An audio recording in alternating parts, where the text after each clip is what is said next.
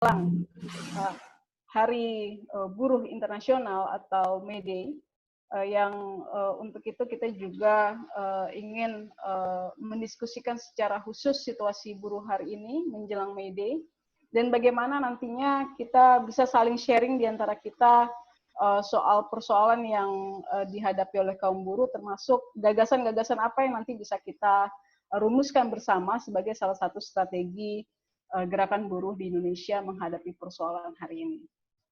Ya, bagi kami sebenarnya diskusi ini sangat penting karena kalau kita bicara soal buruh, ketidakadilan yang dihadapi kaum buruh seolah tidak pernah selesai. Perjuangan panjang kaum buruh pun dalam menuntut pemenuhan hak-hak normatif tidak pernah putus ya, seperti misalkan politik upah murah dan pasar tenaga kerja yang fleksibel terus diterapkan oleh pemerintah, yang pada akhirnya mendorong praktek perbudakan modern oleh pengusaha. Dan buruh yang melawan pun harus berhadapan dengan tindakan PHK sepihak, termasuk tindakan kriminalisasi bahkan ya dari perusahaan, dengan alasan yang bermacam-macam. Mohon teman-teman untuk menonaktifkan mikrofonnya ya, bagian tidak berbicara. Ya.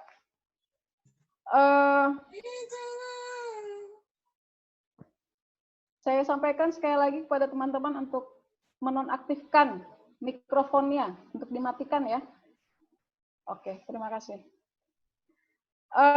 Dan di sisi yang lain, ketika pengusaha tidak melaksanakan kewajibannya seperti yang diatur dalam undang-undang, sekali lagi hukum kembali tumpul untuk kaum buruh. Tidak ada tanggung jawab negara untuk dapat memaksa bahkan menghukum pengusaha yang melanggarnya. Dan tentu berbagai regulasi di bidang ketenagakerjaan tak pernah lepas dari sasaran perlawanan gerakan buruh, termasuk yang terakhir terkait dengan Omnibus Law Cipta Lapangan Kerja. Walaupun terakhir kita dengar ya pernyataan Pak Jokowi bahwa katanya klaster ketenagakerjaan di dalam Omnibus Cipta Lapangan Kerja akan ditunda. Tapi apa artinya ditunda kan gitu? Sedangkan Omnibus Law masih dalam satu paket kan begitu. Penundaan itu akan seperti apa efeknya? Atau memang ini hanya sekedar strategi aja yang dimainkan oleh para elit misalkan untuk sekali lagi mengelabui kaum buruh untuk memperlemah perlawanannya. Dan tentu di masa pandemik ini selain Omnibus Law yang menjadi salah satu titik kritikal kita terhadap kebijakan pemerintah, tantangan gerakan buruh juga semakin menghebat, ya kan? Belum lagi surut persoalan PHK dan berbagai persoalan lainnya akibat krisis ekonomi dan lesunya produksi global kemarin ya yang dialami sebelum hadirnya COVID-19, dan sekarang ketika COVID-19 hadir gitu ya, gelombang PHK massal berpotensi melonjak ya kan secara signifikan. Bahkan ini kalau dalam jangka waktu yang berkepanjangan tentu akan berpotensi memunculkan satu gejolak sosial yang lebih dalam lagi bagi perekonomian masyarakat Indonesia. Dan lalu sekali lagi secara pragmatis, mohon di mute ya bagi yang baru hadir, tolong di mute untuk dimatikan mikrofonnya, tolong. Lalu secara pragmatis lagi-lagi pemerintah menjawab persoalan ini dengan mempercepat penyelesaian Omnibus Law. Ya, apakah ini menjadi salah satu solusi? Kita tahu bahwa persoalan ekonomi Indonesia sudah buruk sebelum COVID-19 hadir dengan krisis kapitalisme global yang terjadi kan begitu. Kemudian tidak mampunya perekonomian nasional untuk mendorong pertumbuhan ekonomi, lesunya produksi nasional dan lain sebagainya. Yang sekali lagi jawabannya adalah mengundang investasi masuk dan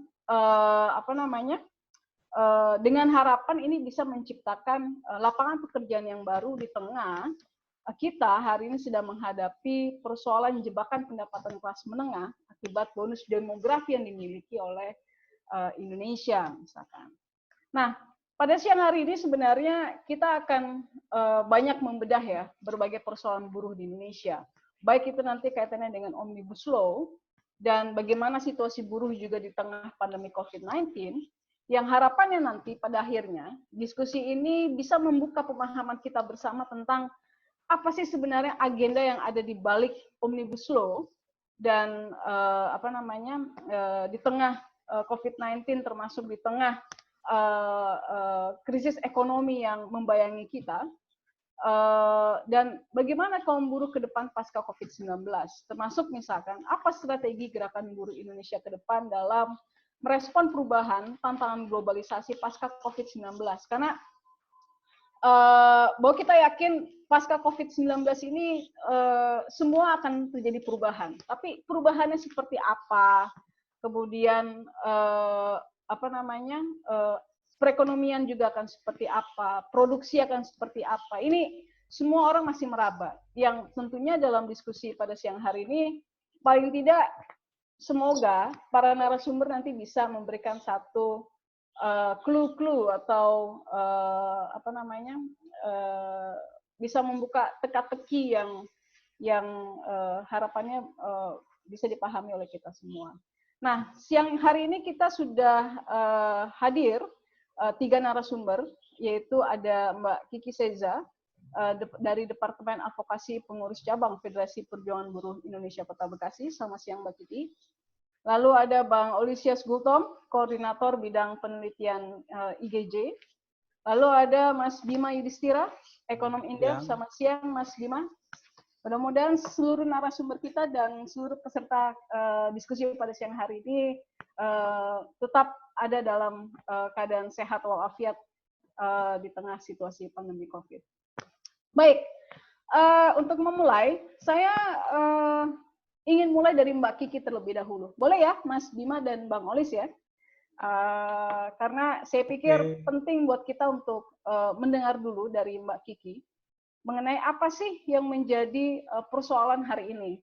Karena dari banyak berita yang mengabarkan ya, media massa dan lain sebagainya, bahwa saat ini terjadi peningkatan gelombang PHK ataupun dirumahkan misalkan tanpa dibayarkan haknya, misalnya juga menjelang Lebaran gitu ya, akibat COVID-19.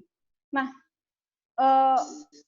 jadi Mbak Kiki, sekarang ini bagaimana sih kondisi yang dialami oleh kawan-kawan buruh ya, misalkan di anggota FEBI sendiri misalkan, dan bagaimana teman-teman juga melihat motif pengusaha dalam merespon kondisi COVID-19 ini terhadap aktivitas produksi yang ada hari ini gitu loh. Nah, bagaimana FEBI merespon itu di tengah misalkan pemerintah juga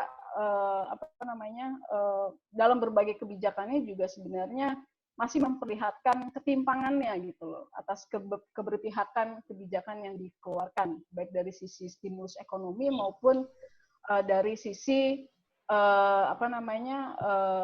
jaring pengaman sosial yang kita tahu ada beberapa hal yang sangat dipertanyakan oleh teman-teman gerakan buruh hari ini. Silakan Mbak Kiki, saya harap bisa dalam waktu 10 menit ya, kita batasi nanti supaya kita bisa diskusi. 10-15 menit.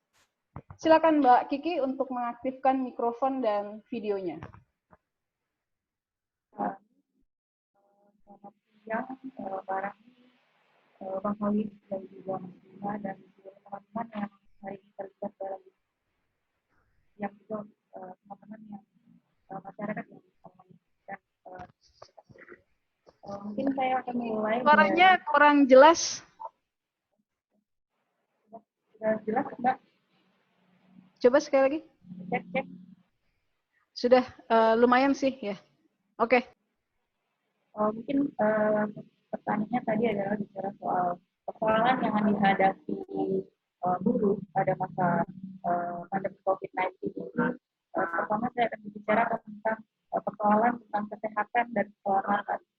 Baik dimulai dari perjalanan buruh dari rumah kalau masih bekerja, kemudian pada saat proses bekerja di dalam pabrik.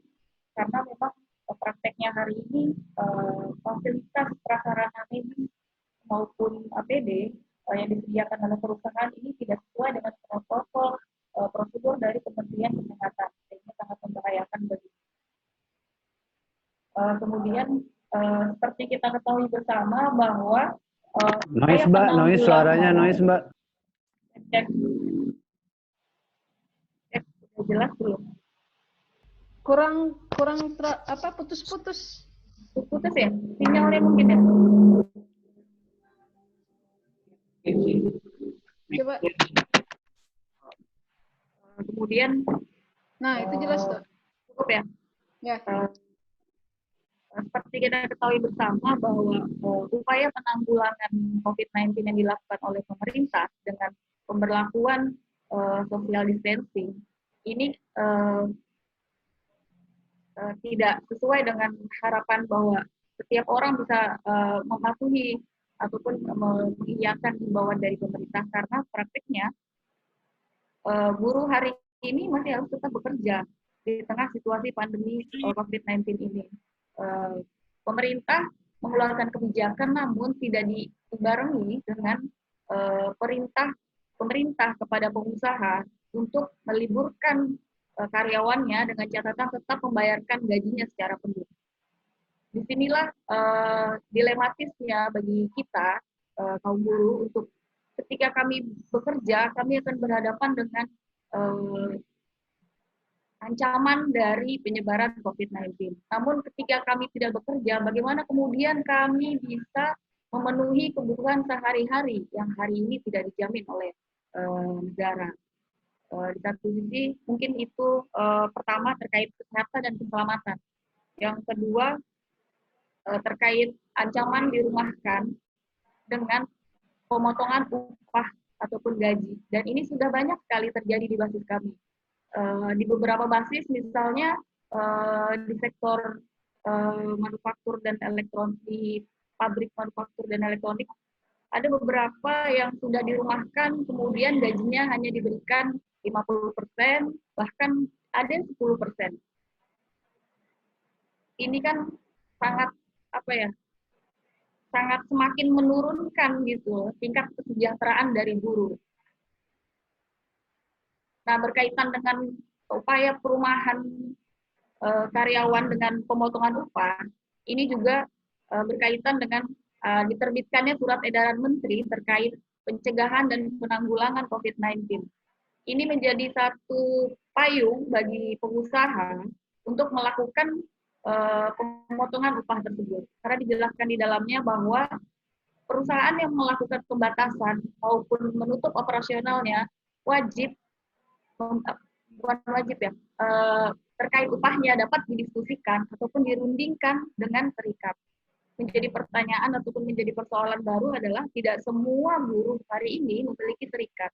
Menurut data catatan kami bahwa sekitar 3,6 juta buruh hari ini tidak berserikat dan hanya sekitar 1,6 juta hari ini yang berserikat.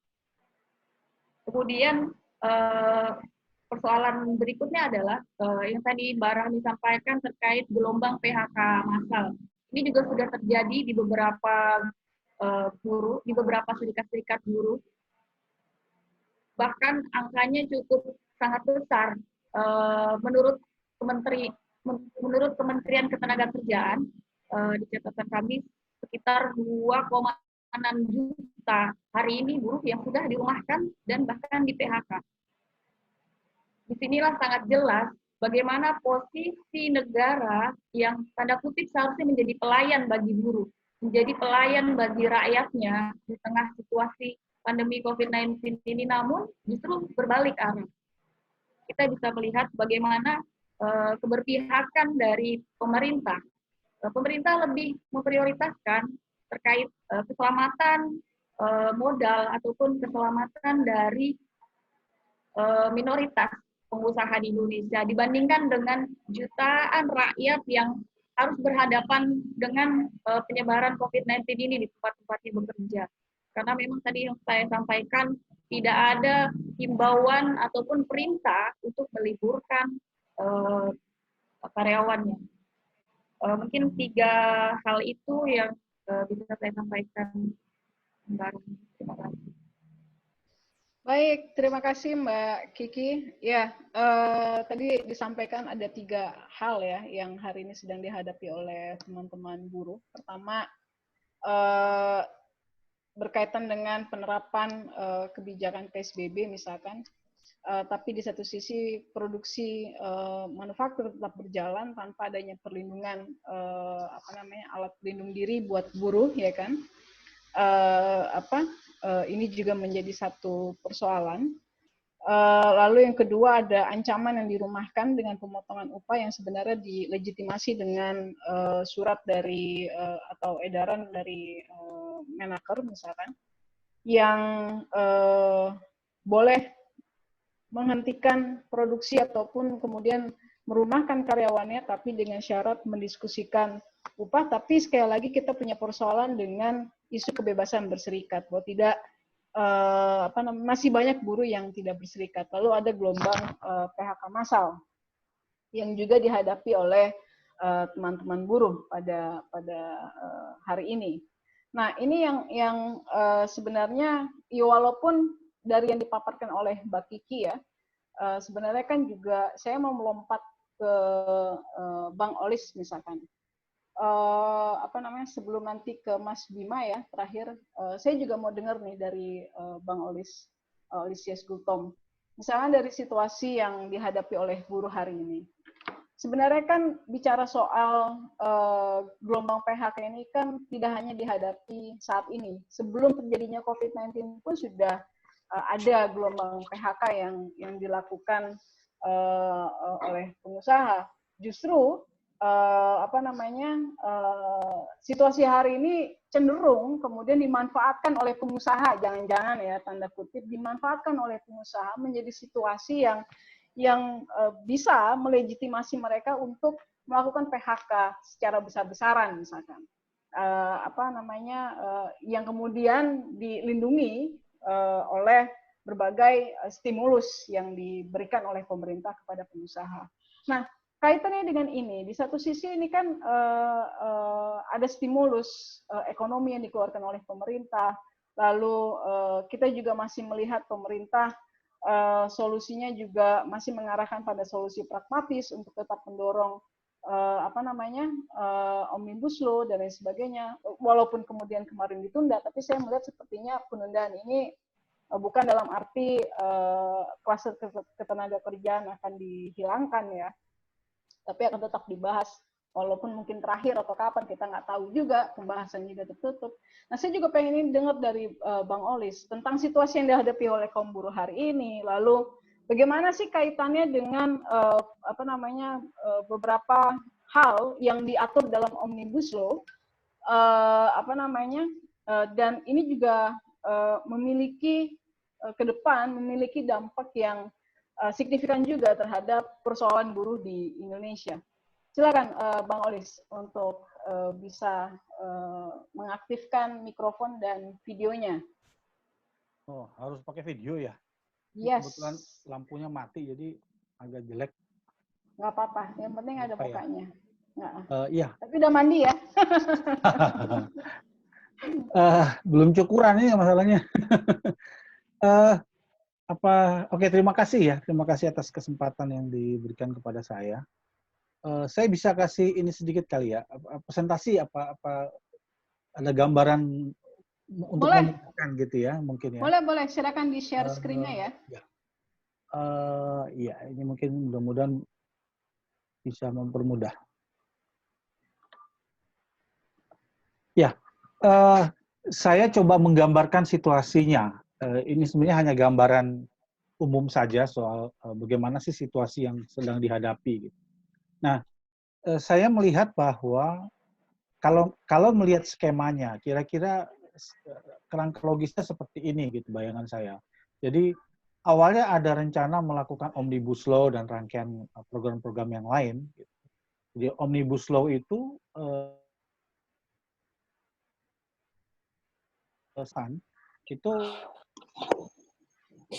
atau membuka diri terhadap proses digitalisasi di dalam industri. Nah, proses digitalisasi di dalam industri ini secara garis besar dia akan mendorong munculnya model industri baru, dan model industri baru ini menciptakan sebuah situasi perburuhan yang juga baru menurut saya. Gitu. Jadi itu situasi kalau tidak ada COVID. Nah, pada situasi itu Omnibus Law itu pendorong utama di dalam Omnibus Law kelihatan sekali bahwa adalah investasi. Kalau kita melihat investasi, pemahaman investasi itu yang terbangun adalah privatisasi, gitu. Tidak terlihat jelas investasi dalam konteks yang lain. Gitu. Wajahnya adalah privatisasi. Sehingga proses digitalisasi dan model industri ini berhubungan juga dengan model privatisasi. Jadi industri-industrinya akan terjadi privatisasi. Nah, lalu nanti ada model industri baru. Nah, proses digitalisasi itu sendiri pada prinsipnya akan menciptakan sebuah PHK massal mungkin, istilahnya transformasi, tetapi terjadi menciptakan PHK, tetapi di sisi lain pilihannya adalah terjadinya pemutusan hubungan kerja, tidak lagi menggunakan buruh model lama, sebaliknya akan menciptakan sebuah perburuan model baru. Nah, dalam situasi skema ini kemudian ada COVID-19 yang muncul. Nah, ketika COVID-19 muncul, saya melihat bahwa tindakan yang memang paling baik dalam situasi oleh banyak negara adalah melakukan lockdown, atau di Indonesia kita sebut sebagai PSBB atau social distancing. Nah, pilihan terhadap PSBB ini punya dampak. Dampaknya salah satunya yaitu tadi memberikan PHK massal, mendorong terjadinya pemutusan hubungan kerja. Nah, kalau kita belajar dari pengalaman krisis di 98, kenyataannya bahwa banyak di 98 ataupun di 2008 misalnya, situasi krisis itu kadang-kadang dimanfaatkan oleh banyak pengusaha untuk menyelamatkan perusahaannya. Jadi karena adanya biasanya ada program insentif, ada bantuan dan lain sebagainya, itu digunakan.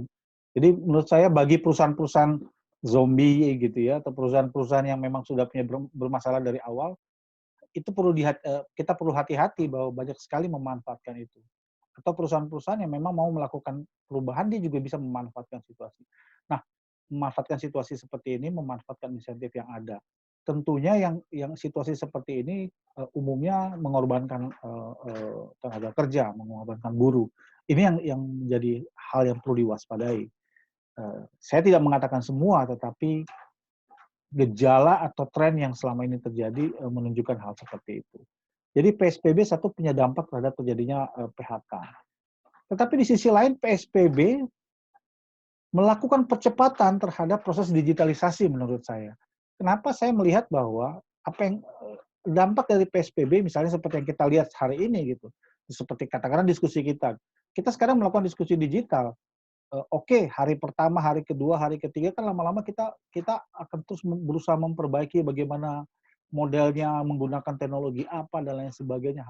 Nah, situasi-situasi seperti ini akan membuat kita beradaptasi dengan lebih cepat beradaptasi atau membuat teknologi melakukan perubahan-perubahan yang adopt kebutuhan-kebutuhan yang muncul gitu. Sehingga muncullah percepatan-percepatan dalam penggunaan digital. Kalau kita melihat proses transformasi digital di dalam industri, memang proses perubahan digital di dalam industri itu tidak berlangsung seketika gitu ya. Artinya dia berlangsung secara gradual. Bagian per bagian, tahap per tahap gitu loh. Nah, tetapi dengan COVID ini justru dia mempercepat. Yang terjadi adalah percepatan. Jadi contohnya saya work from home gitu. Itu model yang semua orang mulai kita lihat dalam waktu 1-2 minggu memperbaiki terus model-model kerjanya, penggunaan teknologinya juga mengupdate dirinya sendiri gitu. Sekolah dan pendidikan, sekolah-sekolah yang dulunya mempersiapkan secara perlahan dan bertahap sekarang jadi buru-buru dan lebih cepat. Dan banyak sekolah sekarang bereksperimen dengan begitu banyak model bagaimana melakukan pendidikan secara online gitu, pendidikan secara virtual, materinya, kontennya dan lain sebagainya. Begitu juga dengan layanan komersial misalnya. Kita lihat kalau kita ke bank hari ini, model pelayanannya sudah berbeda gitu. Kalau kita bayangkan bahwa COVID berlangsung, katakanlah kalau kita ambil yang paling optimis gitu, dia berlangsung cepat katakanlah dalam waktu 6 bulan, tapi dampaknya akan tetap berlangsung dalam 1-2 tahun. Artinya kalau banyak apa namanya istilah yang sekarang digunakan ada new normal atau apa namanya situasi baru. Nah, situasi baru ini saya rasa akan akan banyak diwarnai dengan model digital, gitu, model digitalisasi. Gitu. E-commerce akan berkembang dan lain sebagainya karena kita lihat banyak kebutuhan-kebutuhan, proses-proses bisnis, usaha dan lain sebagainya dalam sisi komersial akan berkembang secara digital. Jadi kalau yang kemarin orang kebanyakan kepada using, hari ini using dalam pengertian dia masih punya banyak pilihan, hari ini pilihannya menjadi lebih sempit sehingga penggunaan e-commerce menjadi lebih matang gitu, lebih layanan publik misalnya. Smart City menjadi pertanyaan bermanfaat atau tidak gitu. Berkualitas atau tidak. Dalam beberapa analisis yang dilakukan terhadap beberapa smart city di dunia, misalnya seperti di Singapura atau di Barcelona, ternyata smart city cukup mampu menghadapi situasi-situasi PSBB atau situasi lockdown dalam menghadapi COVID misalnya. Nah ini kan model-model yang nanti akan mempercepat perkembangan itu. Gitu. Nah, surveillance application, saya sebut sebagai surveillance application, jadi yang berhubungan dengan COVID, berhubungan dengan kesehatan, dan lain sebagainya, yang berhubungan dengan surveillance itu berkembang. Kebutuhan yang lebih besar, yang mendesak kadang-kadang akhirnya mengorbankan data-data pribadi, data-data konsumen, data-data pasien, dan lain sebagainya. Ini juga hal-hal yang menurut saya menjadi persoalan yang perlu diperhatikan. Bisnis hiburan digital juga meningkat. Jadi ini model-model yang saya contohkan percepatan gitu dalam terjadinya proses digitalisasi. Nah di dalam proses digitalisasi ini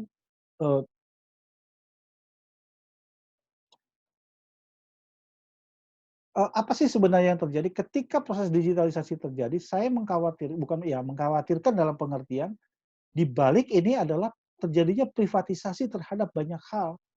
Jadi penguatan, jadi masuknya investasi kalau kita melihat dalam skema logika ini omnibus law tadi mendorong proses, salah satunya adalah mendorong proses investasi melalui pemanfaatan digital, maka proses percepatan yang terjadi akan juga mendorong proses privatisasi terhadap beberapa pelayanan publik. Ini menjadi satu persoalan yang perlu dicatat. Termasuk juga terhadap perlindungan data, perlindungan pribadi, dan lain sebagainya. Nah, apa yang terjadi dalam proses digitalisasi? Kalau dalam konteks omnibus law, saya melihat bahwa terlihat kecenderungan bahwa omnibus law itu lebih kuat melakukan perlindungan terhadap investor, gitu ya. Dan itu juga menerjemahkan tuntutan dari perjanjian dagang yang dilakukan oleh banyak negara, termasuk Indonesia dalam Free Trade Agreement. Nah, tetapi di sisi lain dia lemah terhadap perlindungan terhadap buruh, perlindungan terhadap UMKM. Jadi Omnibus Law tidak melakukan perlindungan yang cukup memadai, bahkan dalam undang-undang sebelumnya yang belum sempurna dan banyak dikritik, dianggap lebih itu masih lebih melindungi tenaga kerja atau UMKM dibandingkan Omnibus Law. Jadi ini saya lihat bahwa dorongan ini justru membuat model industri baru yang akan menguat, menciptakan perburuan baru, ini lemah terhadap pemerintah, lemah mengantisipasi dalam perlindungan tenaga kerja. Itu ya. Nah, apa sih yang terjadi secara garis besar di dalam model industri baru? Saya melihat, ya betul, ada kemampuan digital bagi perburuan. Tetapi catatan saya adalah muncul sebuah relasi industrial berbasis digital. Ini yang menurut saya paling tidak membuat sebuah relasi perburuan baru. Jadi saya mungkin sederhananya mencontohkan relasi industrial seperti ojol gitu. Jadi model pekerja seperti ojol yang akan muncul. Jadi orang yang punya barang punya barang, punya produk, punya alat kerja, dia menjadi partner dalam sebuah model bisnis. Dia tidak menjadi pekerja, dia tidak dilindungi secara pekerja, tetapi perlindungan dia sebagai pengusaha juga lemah gitu. Ini juga menjadi ancaman dan ini berbahaya dalam jangka panjang menurut saya. Jadi kalau saya pikir mungkin itu gambaran secara umum, mungkin kita bisa diskusi lebih lanjut nanti. Terima kasih. Baik, terima kasih Bang Olis. Mungkin share screen-nya di stop dulu. Ya. Ya, saya pikir ini menarik ya. Artinya tadi disampaikan di awal itu bahwa betul di situasi pandemi COVID hari ini juga persoalan gelombang PHK dan lain sebagainya dihadapi, tapi sebenarnya memang ada satu juga yang menurut Bang Olis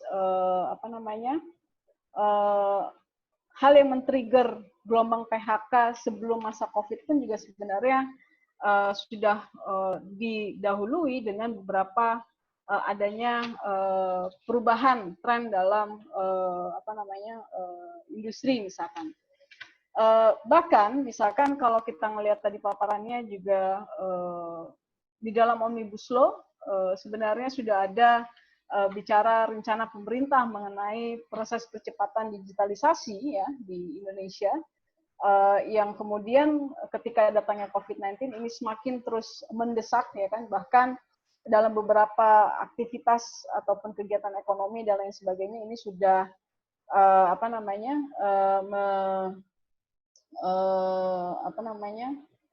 sudah kita praktekkan, artinya sudah mulai banyak percepatan transformasi digitalnya ya di pelayanan publiknya, pendidikan dan lain sebagainya yang ini tidak bisa lagi kita hindari. Yang kemudian dalam konteks Omnibus Law sendiri, misalkan Bang Olis tadi menyampaikan ada beberapa hal yang sebenarnya hendak diatur juga, misalkan bagaimana kemudian dalam merespon tren teknologi digital hari ini ke depan, bagaimana pemerintah hendak mengatur model privatisasi pelayanan publik di tengah tren digitalisasi, termasuk menghadirkan sebuah relasi hubungan kerja baru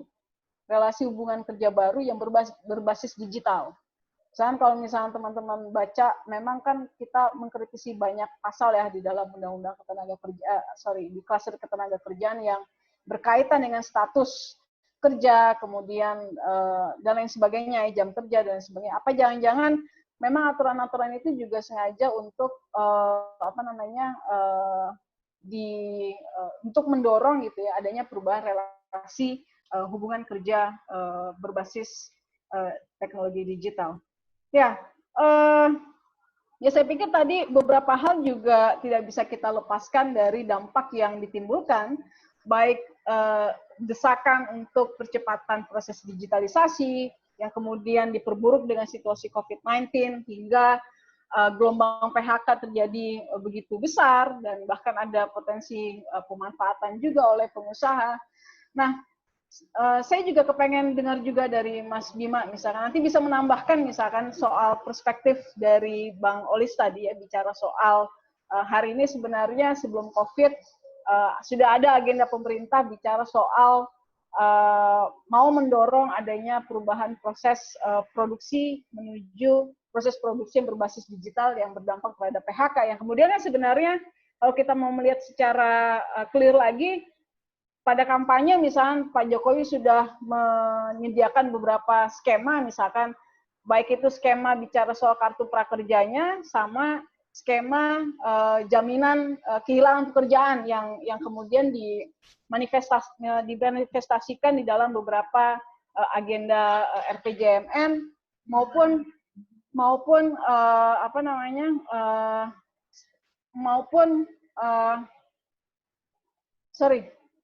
dalam beberapa agenda yang turunan bantuan langsung tunai yang sekarang diterapkan oleh Pak Jokowi hari ini.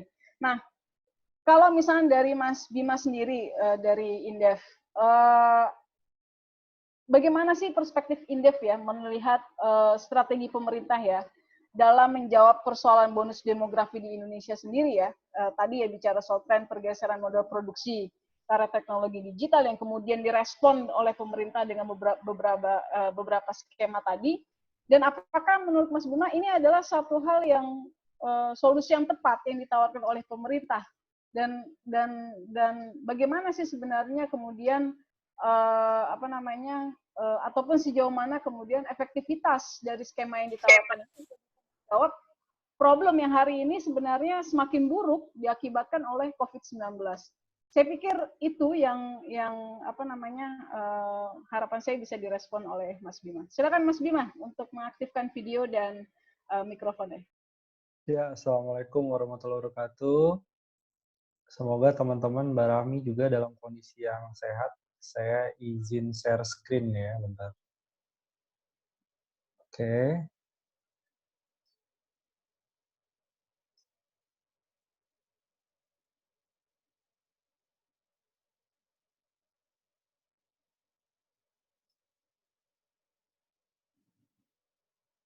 Ya, oke, kita melihat langsung aja. Jadi pertama saya mau jelasin kedalaman dari krisis yang terjadi sekarang ini memang cukup dalam ya.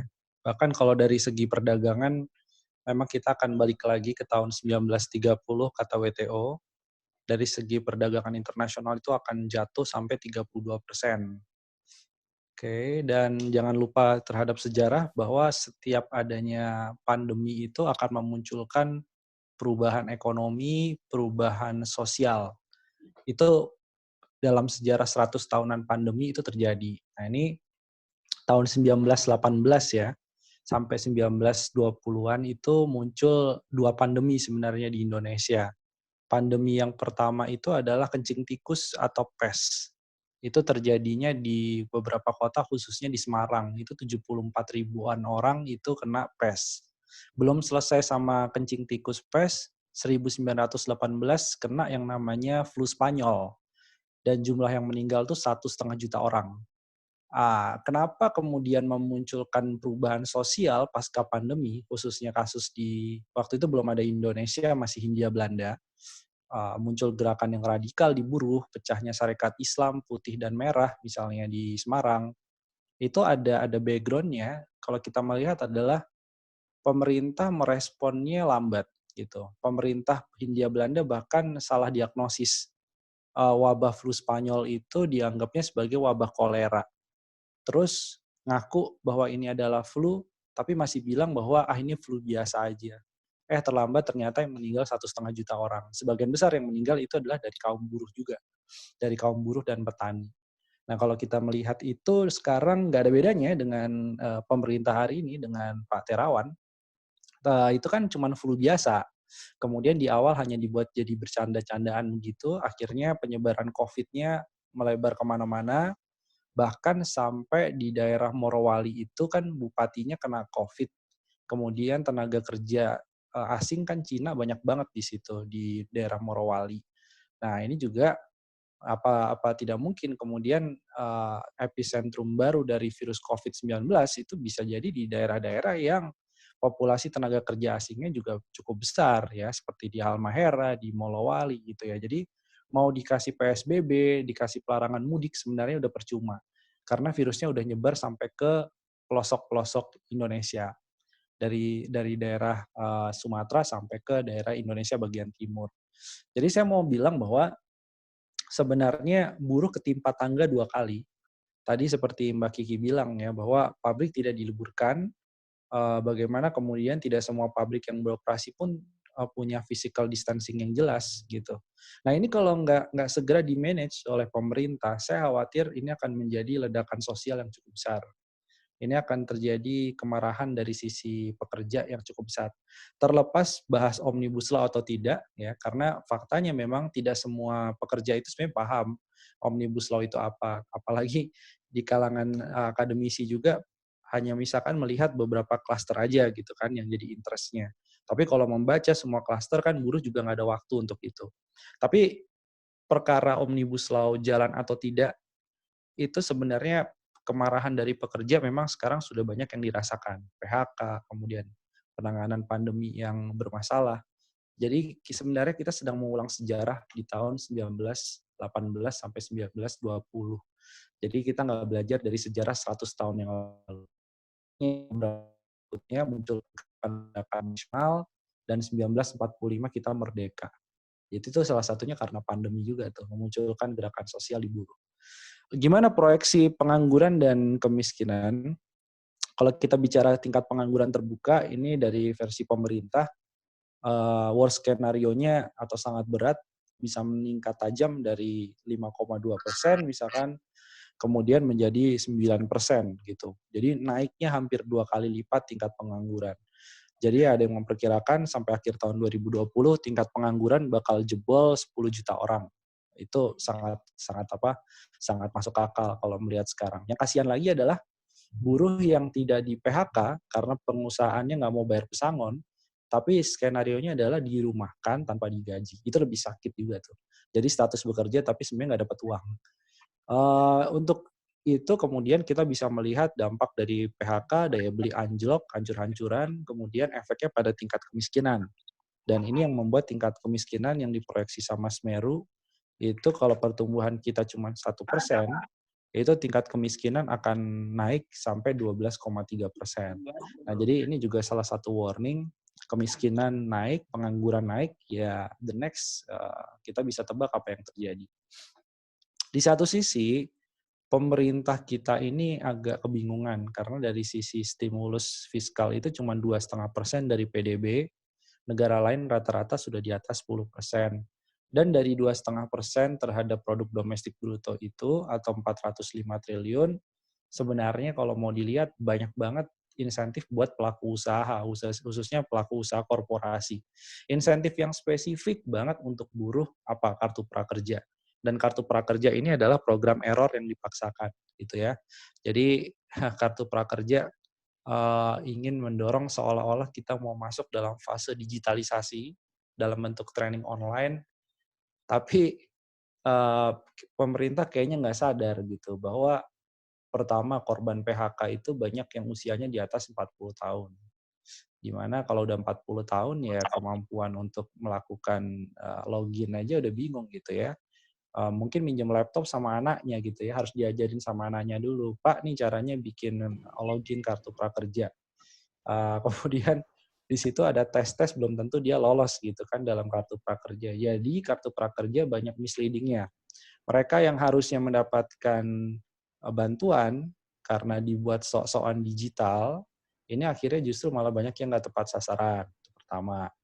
Yang kedua, kalau kita melihat dari konten materi prakerja, ini tanya sama perusahaan yang digital juga bingung sebenarnya. Sertifikat dari kartu prakerja ini mau diapain?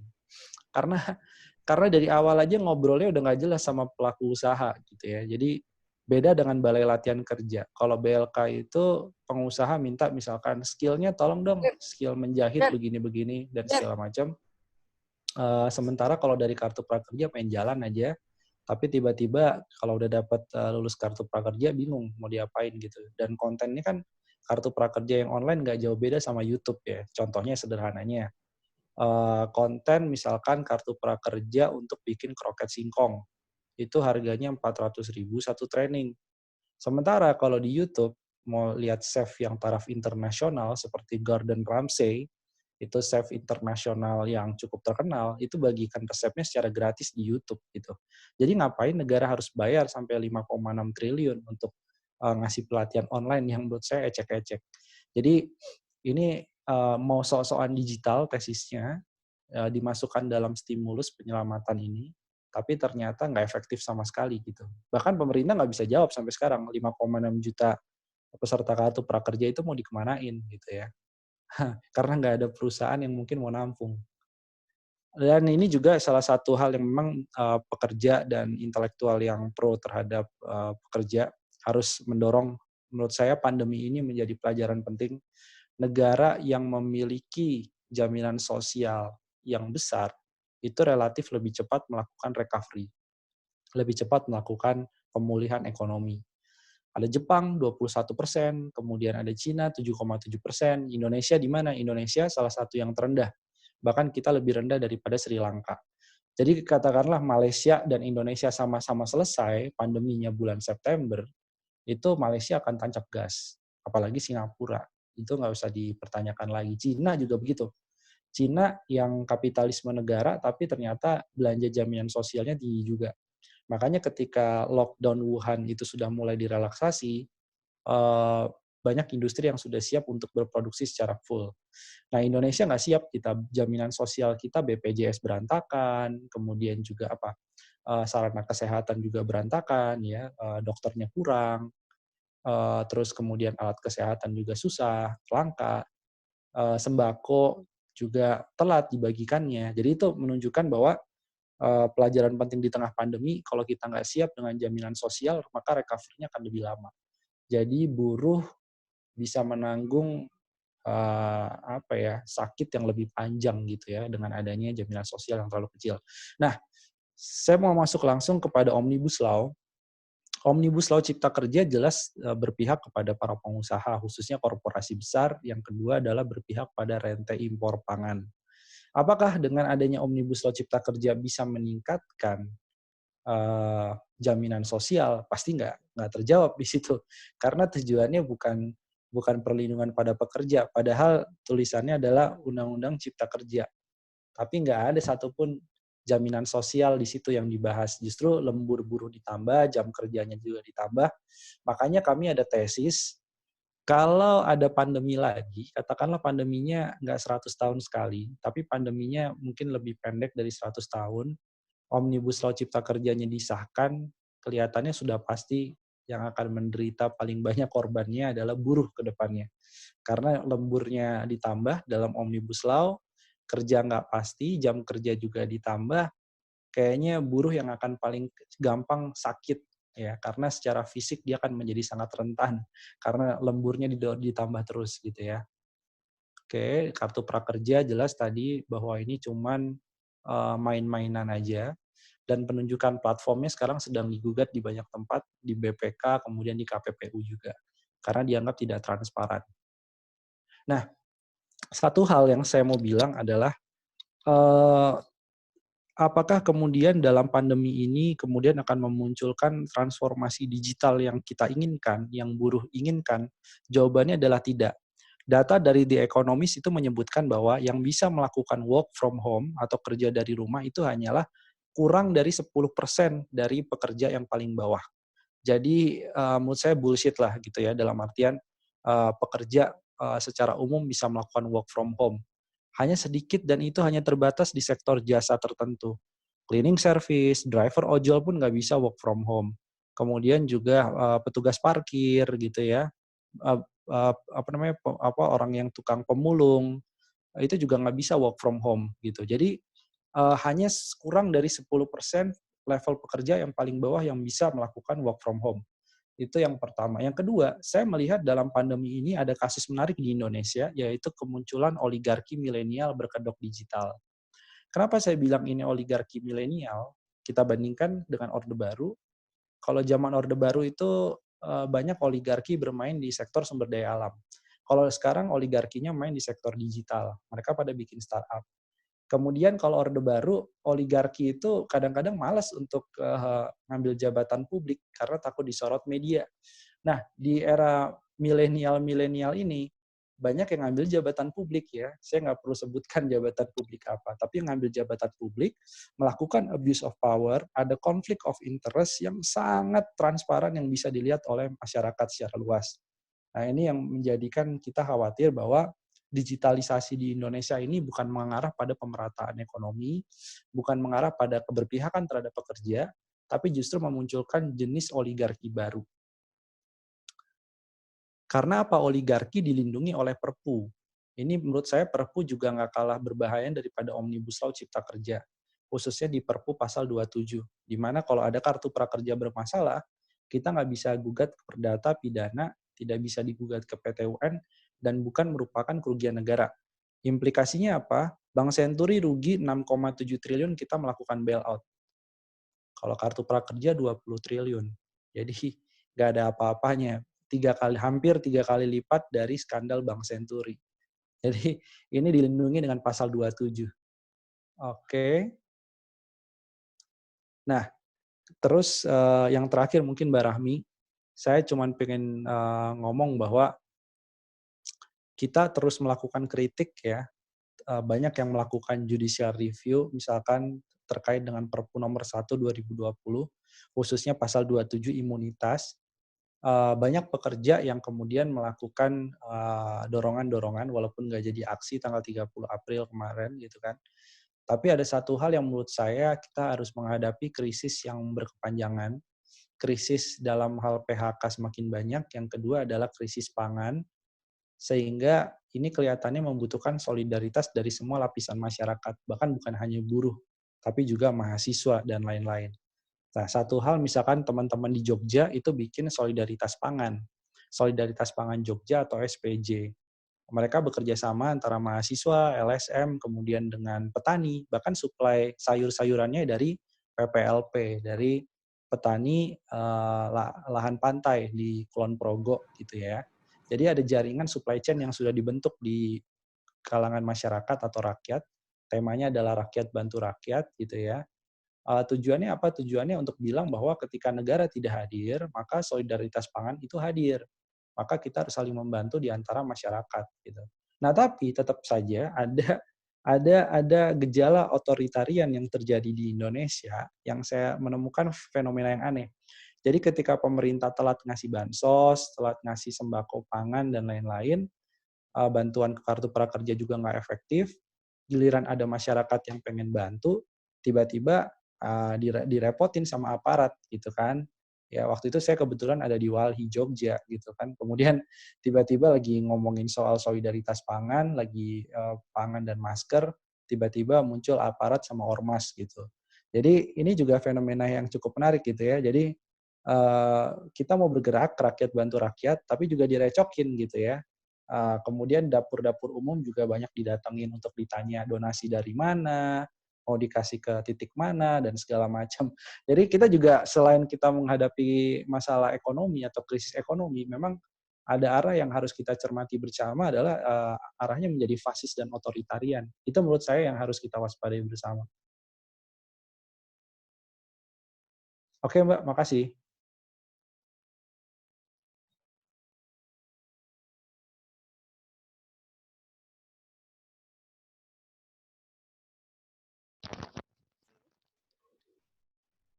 Mas Bima sudah ya? Soalnya tadi terakhir terputus. Sudah, oke. Oke, sorry. Baik, terima kasih Mas Bima atas paparannya dan terima kasih juga dari seluruh narasumber kita yang sudah menyampaikan paparannya. Tapi memang ini menjadi hal yang sangat menarik ya, apa namanya? Ya artinya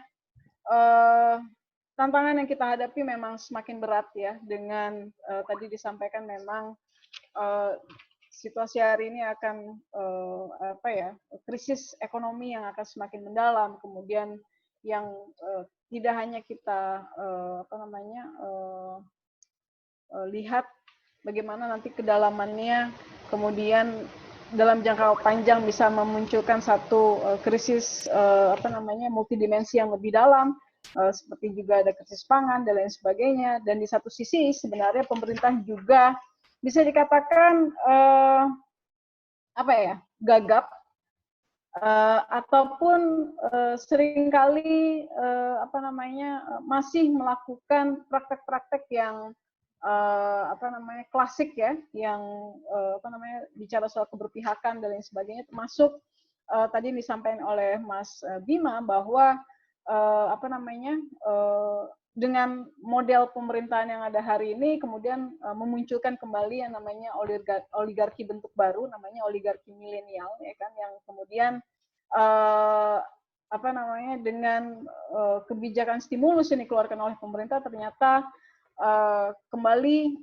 melegitimasi bagaimana oligarki ini dapat merampok negara lah ya, bisa kita katakan seperti itu.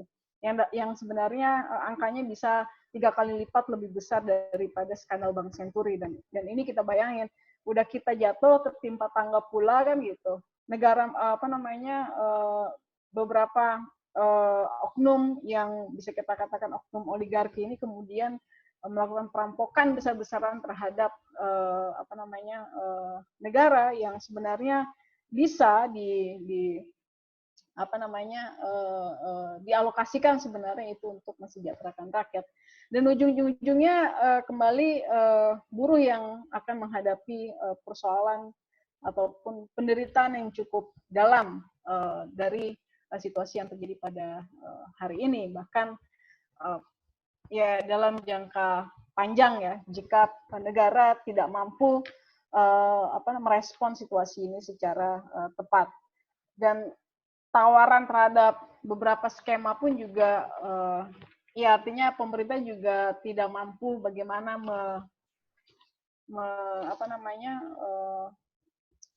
menggambarkan apa yang sebenarnya menjadi kebutuhan buruh hari ini gitu, dengan tidak efektifnya kartu prakerja, kemudian sangat misleading, kemudian tidak tepat sasaran, tidak banyak masyarakat yang pada akhirnya tidak dapat mengaksesnya, kan gitu, korban PHK yang tidak dapat mengaksesnya dan lain sebagainya. Ini fenomena yang menurut saya hal yang sebenarnya perlu kita sikapi secara bersama. Tapi memang yang menjadi poin terpentingnya adalah hari ini, ketika negara tidak hadir, so what next?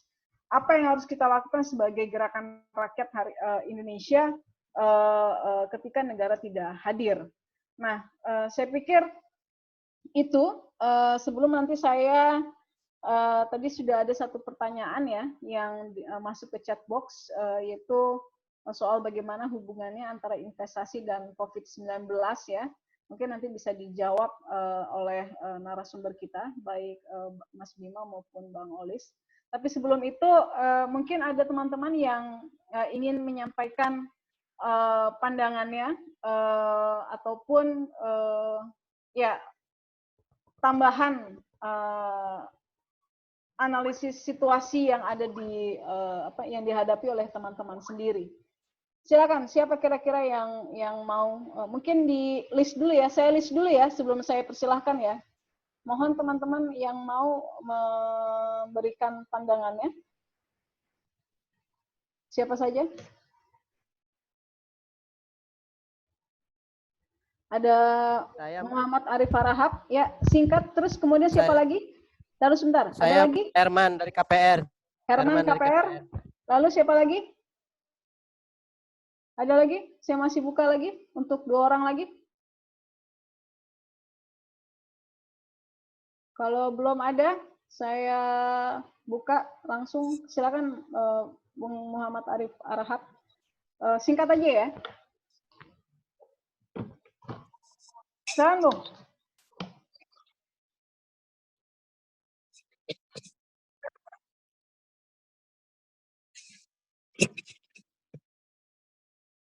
Silakan Bung Muhammad Arif.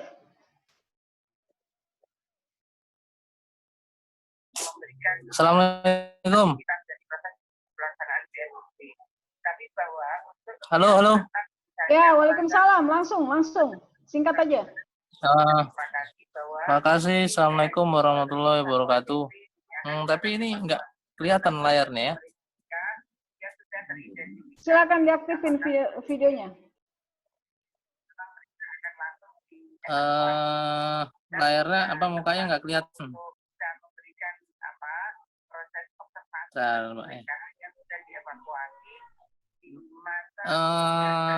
Tambahan daripada diskusi yang kita lakukan tadi barusan berlangsung, mungkin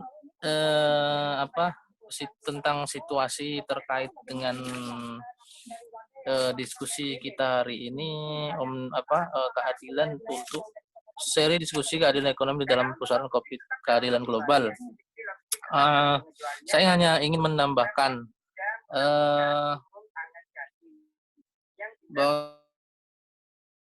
bahwasanya banyak terjadi undang-undang regulasi yang berkaitan dengan situasi pada kondisi pada saat sekarang ini. Apa yang terjadi semata-mata bukan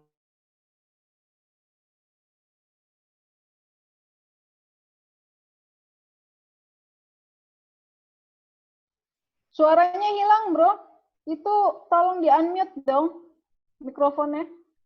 Ya. Halo. Ya, silakan lanjut. Sektor yang terjadi sekarang, harapannya ke depan adalah karena situasi kondisi sekarang ini, COVID-19 ini membuat masyarakat terkurung dalam, artinya pemerintah tidak memberikan, walaupun pemerintah memberikan solusi dengan jaminan bantuan sosial, tapi banyak terjadi keributan sana sini akibat situasi bantuan sosial tidak tepat sasaran, kemudian bergerak dari sektor pekerjaan daripada sektor sehari-hari, yaitu seperti contohnya seperti buruh. Buruh akan terjadi PHK secara massal. Akibat daripada PHK massal tersebut, mereka tidak bekerja dan terpaksa mereka pulang ke kampung halamannya. Di sini mereka karena akibat daripada COVID-19 tadi, dan kemudian pemerintah tidak memikirkan bagaimana dampak akibat daripada PHK massal ini. Nah, kalau terjadi undang-undang tentang Omnibus Law diterapkan di Indonesia ini, mungkin akan terjadi, saya sayangkan dan saya tidak setuju bahwasanya Omnibus Law itu akan diterapkan di Indonesia ini. Makanya DPR menunda, dan saya secara pribadi mungkin saya tidak setuju apabila Omnibus Law diterapkan di Indonesia. Terima kasih. Assalamualaikum warahmatullahi wabarakatuh. Oke, Bung Herman, silakan. Ya, selamat siang kawan-kawan semua. Terima kasih atas waktunya. Saya mewakili KPR ya, secara nasional. Tadi diskusinya sebenarnya cukup menarik buat kita semua, karena ini kan memang masalah yang konkret dihadapi hampir oleh semua sektor masyarakat ya.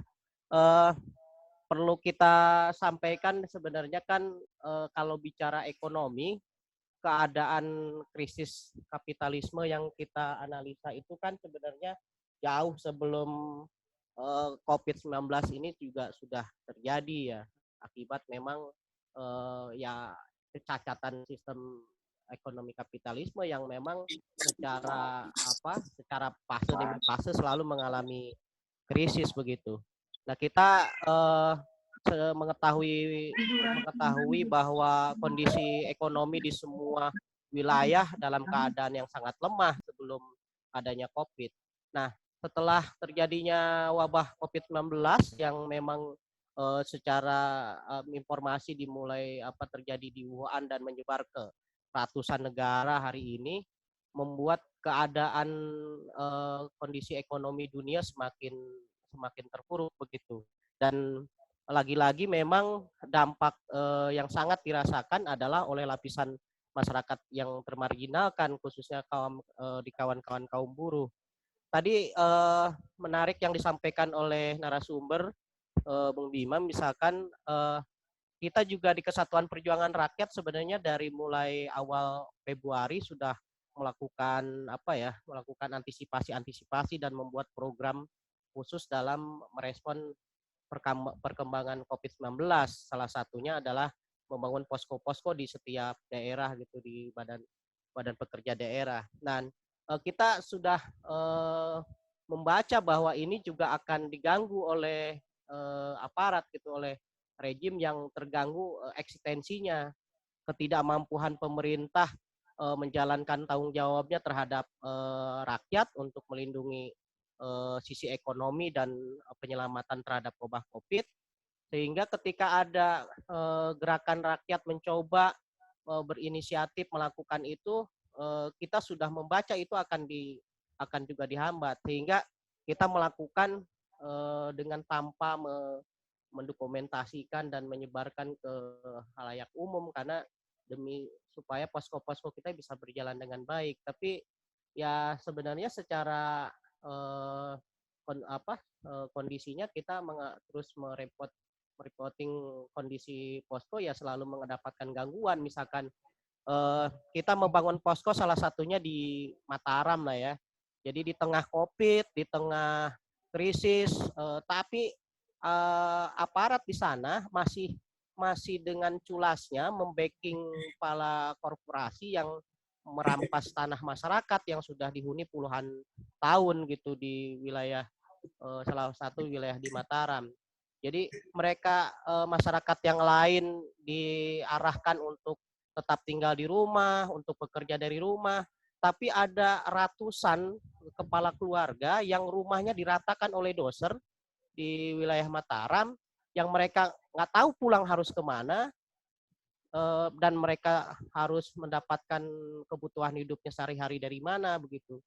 Ketika kita buka posko, lagi-lagi begitu, mendapatkan gangguan dari aparat.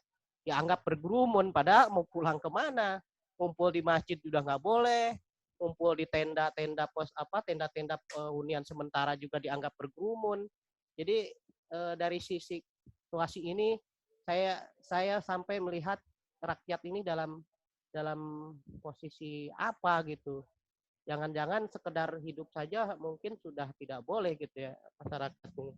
Kedua, kita melihat memang apa yang disampaikan tadi ada ancaman krisis pangan itu sudah mulai kita lihat ya di beberapa wilayah di daerah yang memang stok pangannya sangat terbatas. Hari ini sudah mulai ada teriakan itu, dan kita cukup memaklumi kalau kemudian situasi ini kalau tidak segera diatasi dengan baik akan menimbulkan satu kondisi yang lebih keras gitu. Mungkin itu juga yang dijadikan dasar Kapolri membuat maklumat atau antisipasi terjadi kerusuhan dan penjarahan di mana-mana. Padahal ini juga datang dari salah penanganan begitu menurut saya. Saya kira banyak hal, tinggal bagaimana hari ini masyarakat ya, karena kalau tetap menyandarkan kepada pemerintah atau negara hari ini, saya kira negara hari ini semakin lemah. Dan itu juga yang menjadi keputusan kita di organisasi, selain menuntut peran negara berfungsi sebagaimana fungsinya, kita juga berusaha semaksimalnya menggandeng tangan bagaimana kondisi masyarakat bisa ditangani secara bersama-sama. Nah, gitu. Nah, saya mau bertanya sebenarnya sama Bung Bima, kira-kira dengan analisa yang tadi disampaikan terkait COVID-19, ada nggak bacaan sebenarnya yang mendekati gitu puncak pandemik ini akan terjadi di waktu kapan gitu? Karena terus terang kita di organisasi sampai hari ini masih gelap membaca sampai kapan waktu waktu COVID ini akan berakhir dan mengganggu segala aktivitas termasuk juga perjuangan kita di KPR khususnya di kawan-kawan buruh. Baru saja misalkan kita dihubungi oleh Polda Metro Jaya, sekedar kita besok di tanggal 1 Hari Buruh akan memasang baliho di depan DPR sebagai bentuk respon penolakan terhadap Omnibus Law yang tetap dibahas, itu pun mendapatkan teguran mendapatkan teguran keras gitu, bahwa kita tidak boleh melanjutkan rencana itu. Kalau tetap akan melanjutkan, maka ya kepolisian akan mengambil tindakan. Tapi bagi kami itu satu tindakan yang sangat minimalis yang bisa dilakukan untuk tetap melakukan perlawanan terhadap terhadap rencana regulasi yang akan mengancam semua nasib rakyat. Mungkin itu saja sih Mbak Ami. Terima kasih atas waktunya. Baik, terima kasih. Ada satu pertanyaan lagi dari Mbak Megawati ya. Jika melihat kondisi hari ini dengan berbagai kebijakan pemerintah yang tidak tepat dan tidak bisa diharapkan, sementara kita sudah dapat memprediksi akan terjadi PHK massal ke depan, lalu apa yang bisa kita atau buruh lakukan? Saya pikir harapannya Mbak Kiki nanti bisa merespon ya. Lalu bagaimana juga mensinergikan berbagai solidaritas yang sudah dilakukan oleh masyarakat di berbagai daerah, terutama dalam mendorong UMKM, juga tetap bisa tumbuh dalam masa pandemik saat ini. Saya pikir nanti narasumber yang lain juga bisa merespon pertanyaan ini. Nah, saya juga sebenarnya ada satu respon yang ingin. Ada lagi pertanyaan dari Ergos Rocks and Blues. Saya ingin bertanya, jika dalam masa pandemi COVID-19 menjadi dampak 2,5 juta buruh di PHK tanpa upah, sedangkan kompensasi PHK sudah diatur regulasi peraturan undang-undang tenaga kerjaan tentang sistem upah buruh, jika konsep tripartit antara pemerintah, pengusaha, dan buruh satu bagian sistem regulasi, dan legislatif melepaskan tanggung jawab dari pengaturan upah dalam PHK massal akibat operasi perusahaan diberhentikan dengan adanya COVID-19, Artinya jika pemerintah hanya mengandalkan kartu prakerja bagai mainan game aplikasi, maka pertanyaannya, apa yang harus dilakukan Presiden, Menteri, dan DPR dalam menekan investor dalam konsep segitiga sama sisi dalam dunia kerja? Dan apa saja yang akan dibayangkan jika perburuan konvensional menjadi new job terkait perubahan sistem perburuhan? Jika 2,5 juta sampai puncak 10 juta buruh di PHK, apakah pemerintah mampu di tengah krisis ekonomi? Saya pikir ini nanti bisa direspon oleh Mas Bima dan Bang Olisias Gultom. Silakan Mbak Kiki terlebih dahulu untuk merespon pertanyaan yang pertama tadi dari Mbak Megawati. Nanti beberapa pertanyaan tadi disampaikan oleh Kang Herman nanti bisa sekalian direspon oleh Mas Bima. Silakan Mbak Kiki. Mohon maaf, Mbak Rani, bisa direview pertanyaan dari Mbak Mega, Mbak Megawati. Ya, jika melihat kondisi hari ini dengan berbagai kebijakan pemerintah yang tidak tepat dan tidak bisa diharapkan, sementara kita sudah dapat memprediksi akan terjadi PHK massal ke depan, lalu apa yang bisa kita atau buruh lakukan? Ya, mungkin saya sampaikan bahwa di internal kami, tentunya di FEBI, kami bisa diaktifin videonya nggak Mbak, biar kelihatan?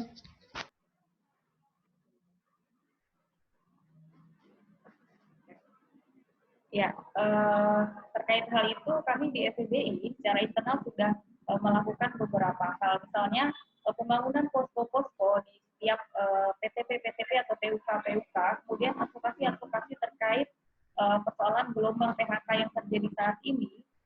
Juga kami mendorong kepada pemerintah untuk adanya satu regulasi atau kebijakan terkait bagaimana mengambil alih perusahaan yang hari ini ditinggalkan oleh perusahaannya atau oleh pengusaha atau seperti kabur misalnya, karena ke depan situasi ini akan banyak terjadi sehingga buruh harus bersiap diri untuk kemudian mengambil alih mesin-mesin yang ada di dalam pabrik untuk kemudian digerakkan agar proses produksi terus berjalan dan kemudian daya beli buruh kembali seperti atau lebih membaik dari hari ini. Kami juga menyediakan dapur-dapur umum untuk antisipasi jika terjadi kemudian pembagian aksi sosial juga kami lakukan yang tadi juga disampaikan oleh Mas Bimo terkait aksi dari rakyat untuk membantu rakyat lain. Artinya kami juga membangun solidaritas sesama rakyat baik di lingkungan tempat bekerja maupun di lingkungan rumah. Mungkin itu Mbak Raffi. Baik, terima kasih Mbak Kiki. Mungkin Mas atau Bang Olis dulu untuk merespon pertanyaan yang terakhir disampaikan. Nanti habis itu Mas Bima bisa merespon pertanyaan yang sama ditambah dengan pertanyaan Mbak Mega bicara soal bagaimana untuk tetap mendorong UMKM bisa tumbuh dalam masa pandemi saat ini. Silakan Bang Olis. Sorry, pertanyaan terakhirnya yang mana ya? Pertanyaannya adalah ini soal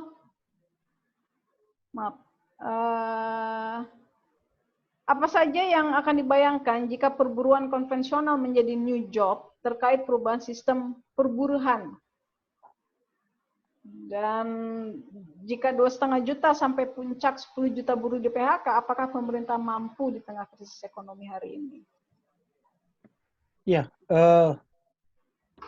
yang saya sampaikan sebenarnya adalah perkiraan bahwa situasi ke depan kalau ini berjalan tanpa ada gejolak luar biasa, kira-kira perubahan ketenaga kerjaan akan terjadi kira-kira seperti itu. Gitu. Tetapi kalau tadi pertanyaannya memang terjadi krisis ekonomi yang besar, tadi saya berharap, bukan berharap ya, tadi sebenarnya sudah dijelaskan oleh Mas Bima bahwa krisis ekonomi akan terjadi atau peluangnya cukup besar terjadi, dan itu terjadi secara global. Nah, iya, saya pikir semua negara di semua tempat dalam situasi fluktuasi yang sangat tinggi tidak akan ada yang siap.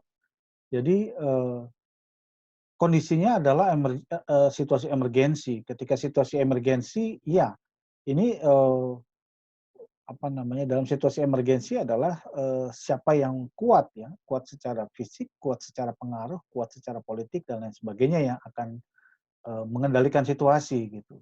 Sehingga memang pilihannya adalah sebagai masyarakat kekuatannya ada pada solidaritas menurut saya gitu. Jadi kekuatan solidaritas itu yang akan memberikan menjadi basis kita bisa melakukan apa secara bersama-sama gitu.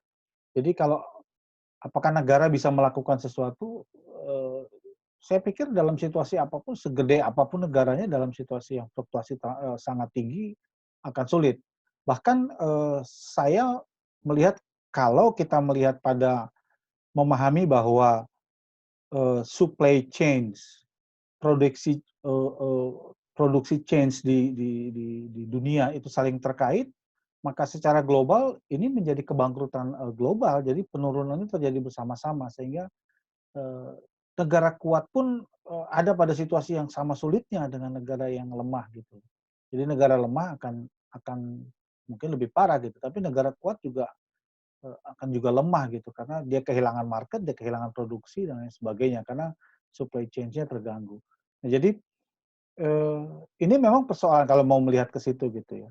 Jadi menurut saya kalau kita masuk kepada basis apa yang kita bisa lakukan, menurut saya kembali pada minimumnya adalah pada solidarity. Jadi sekecil-kecilnya solidarity bagi saya itu kekuatan yang bisa dipakai untuk menghadapi situasi seperti ini. Gitu.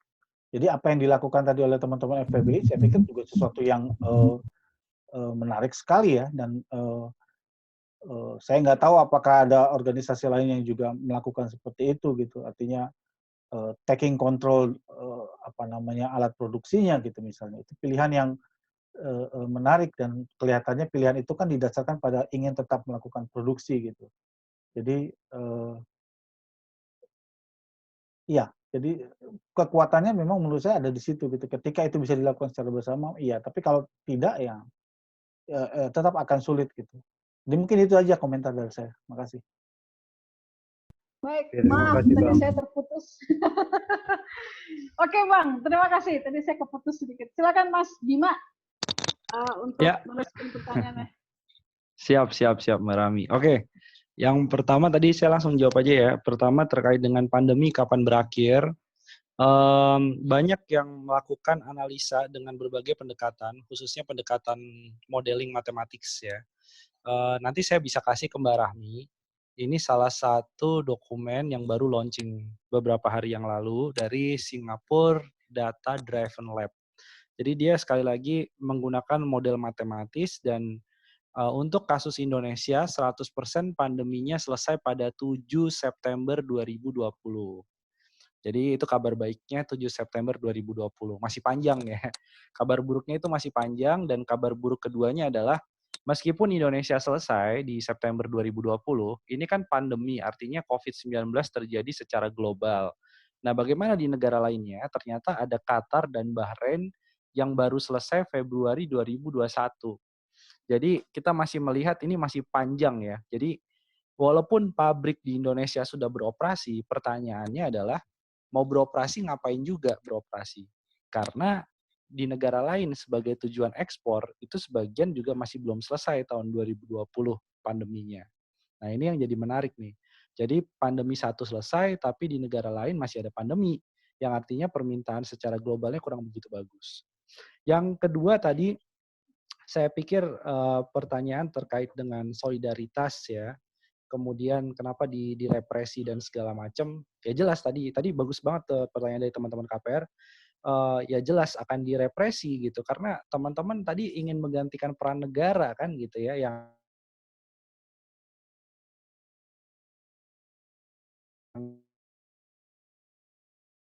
kata masyarakat.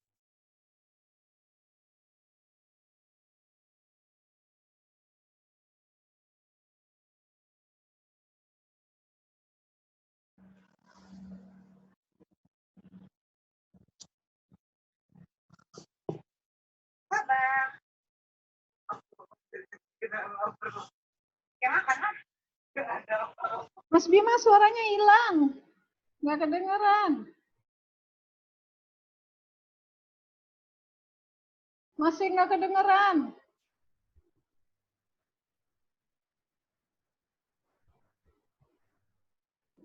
Coba nggak kedengeran. Oke, sip. Masuk kan? Ya. Oke. Oke ya, lanjut ya. Oke. Nah, jadi berkaitan dengan solidaritas dan kemudian represi tadi misalnya, jelas ya, kayak misalkan yang paling kecil Solidaritas Pangan di Jogja, itu sekarang sudah menyalurkan nasi bungkus 22.500. Nah, jadi ini kan jumlah yang memang kecil gitu ya, tapi kalau ada banyak dapur yang melakukan hal yang sama, ini jelas masyarakat nanti kan lama-lama juga makin melihat, wah ini gimana nih, apa namanya, pemerintah kita kok nggak ada action, tapi masyarakat ternyata punya action dan alhamdulillah donasi juga mengalir terus gitu. Nah, ini kejadian yang sama yang dikhawatirkan oleh pemerintah di Italia. Di Italia itu sekarang sedang ada polemik ketika terjadi lockdown, ternyata Italia yang jaminan sosialnya bagus seperti itu di Eropa, itu rata-rata jaminan sosial terhadap PDB-nya tinggi di atas 20-30% dari PDB. Tapi ternyata di Italia itu sekarang ketika terjadi lockdown, masyarakat yang paling miskin susah untuk belanja keluar, banyak toko tutup, uang juga nggak ada pendapatan. Kemudian muncul kelompok mafia. Jadi kelompok mafia yang biasanya chaos, yang biasanya ngebunuhin orang dan segala macam, di tengah pandemi, kelompok mafia itu muncul dan membagikan kira-kira bahan pangan atau sembako kepada masyarakat Italia yang membutuhkan. Nah, terus teorinya gini, kata pemerintah Italia, wah ini sedikit lagi nih yang dibagikan bukan sembako nih, tapi yang dibagi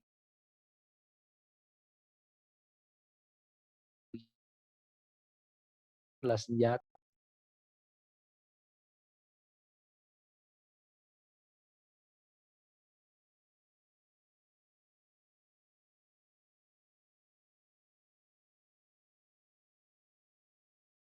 Hilang lagi suaranya.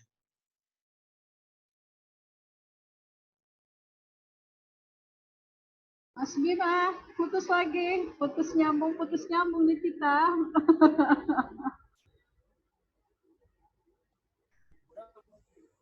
Halo, Mas Bima. Oke, sedikit. Hah? Udah oke.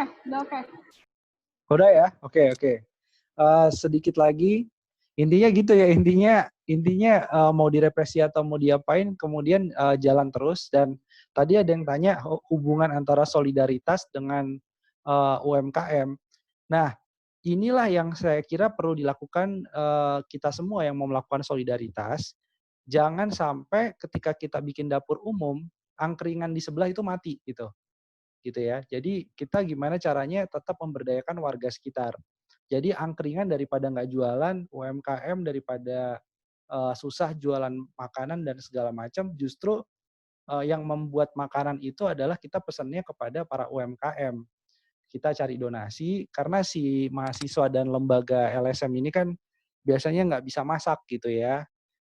Biasanya kan dimasakin sama orang gitu. Nah jadi kita tahu bahwa kelebihan kita adalah bagaimana caranya membuat rantai pasok tadi, petani yang kemudian memberikan bahan pangan gitu ya, memberikan bahan mentahnya, kemudian kita ajak dari pedagang UMKM itu untuk membuat nasi bungkusnya. Artinya ada pemberdayaan ke situ dan mereka dapat untung juga. Dan kemudian tugas mahasiswa, tugas gerakan adalah membagikan kepada masyarakat yang membutuhkan. Kalau kasus di Jogja, kita kasih ke tukang becak, kita kasih ke ojol, kita kasih ke masyarakat yang membutuhkan di pinggir jalan, dan juga kita sampai masuk kepada prostitusi-prostitusi. Jadi ke Sarkem itu kita kasih ya. Jadi ini yang bisa dilakukan gerakan untuk saling tolong-menolong. Jadi jangan sampai kanibal, kita bikin dapur umum, tapi yang jualan makanan itu ngerasanin kita di belakang gitu ya. Yang terakhir, ini kok tambah banyak pertanyaannya. Oh, suara Mas Bima hilang. Oke. Kemudian tadi ada yang bicara terkait dengan gimana caranya, nah ini penting nih, gimana caranya kita bisa menekan para investor para pemilik modal, juga para manajer bahkan untuk lebih berpihak pada buruh.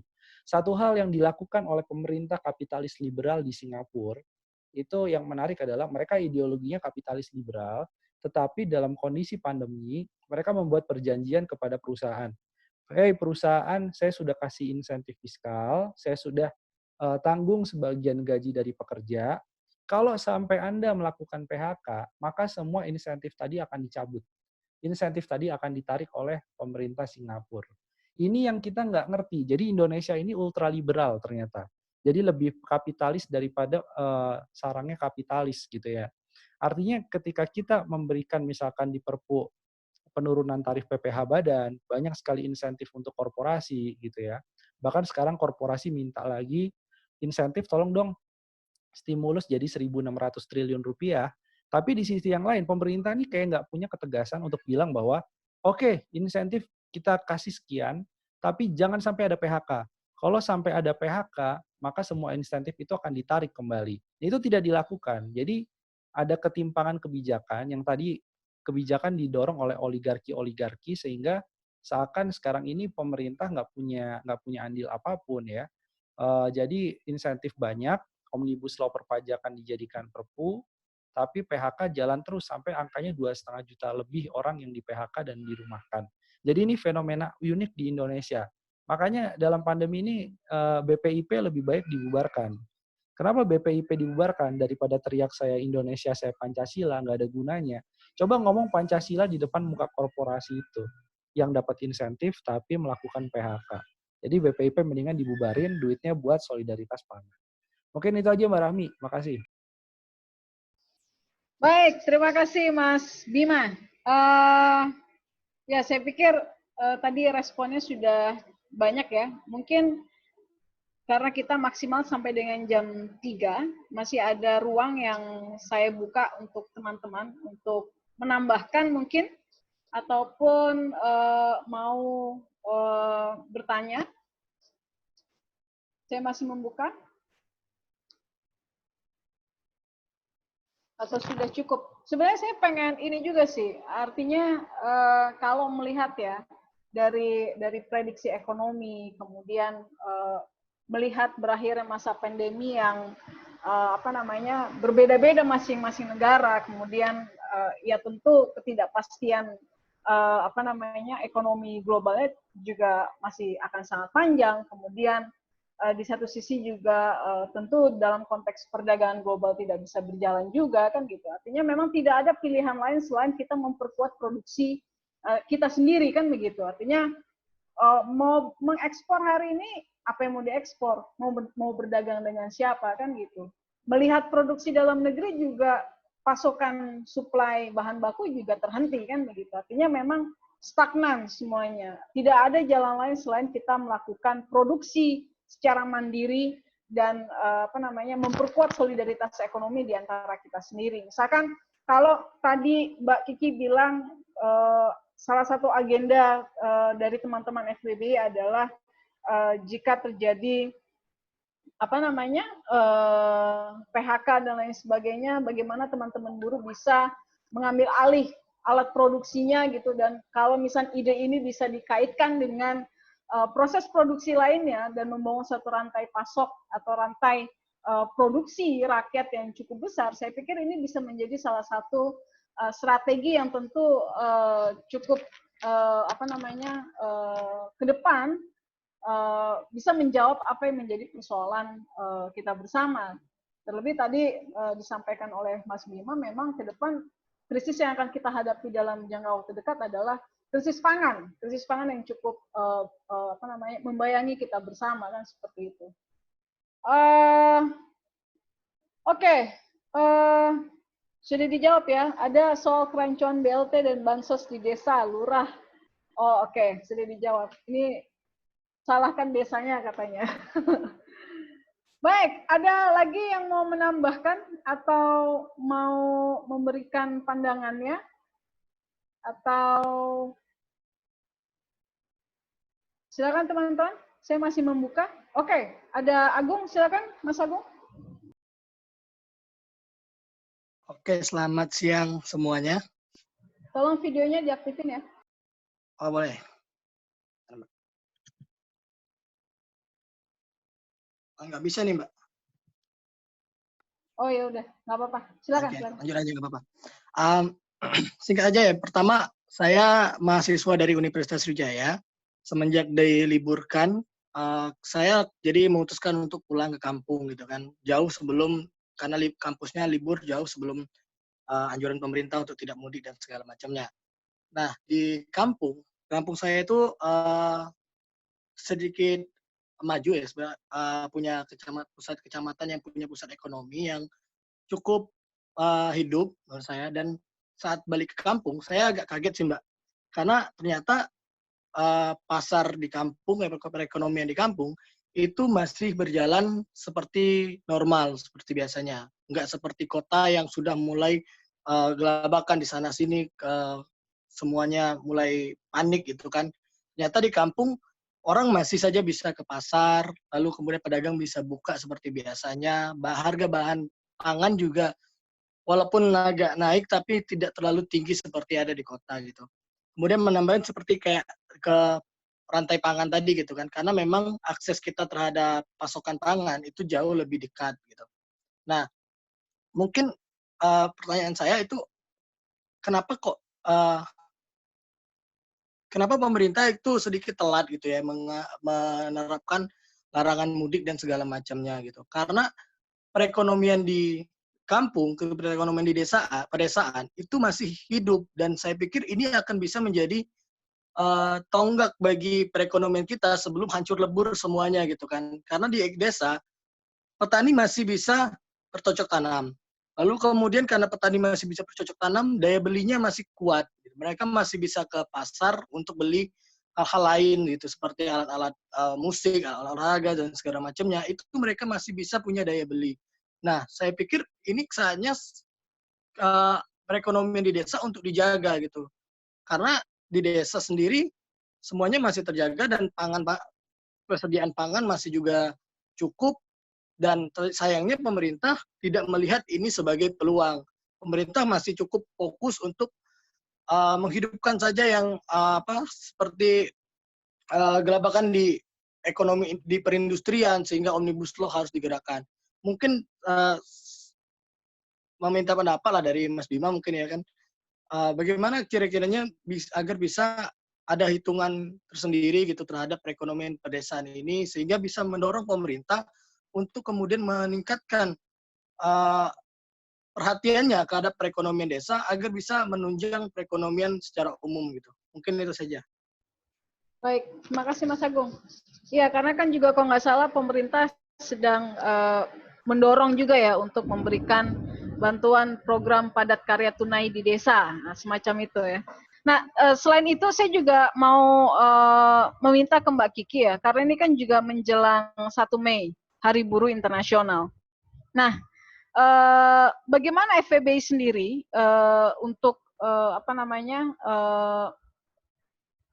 memperingati Hari Buruh Internasional, membawa segala tuntutan kaum buruh, sedangkan di satu sisi kita sedang menghadapi kebijakan social distancing yang apakah ini memungkinkan untuk memperkuat ataupun melakukan mobilisasi secara besar bagi teman-teman buruh untuk terus menyuarakan perlawanannya, atau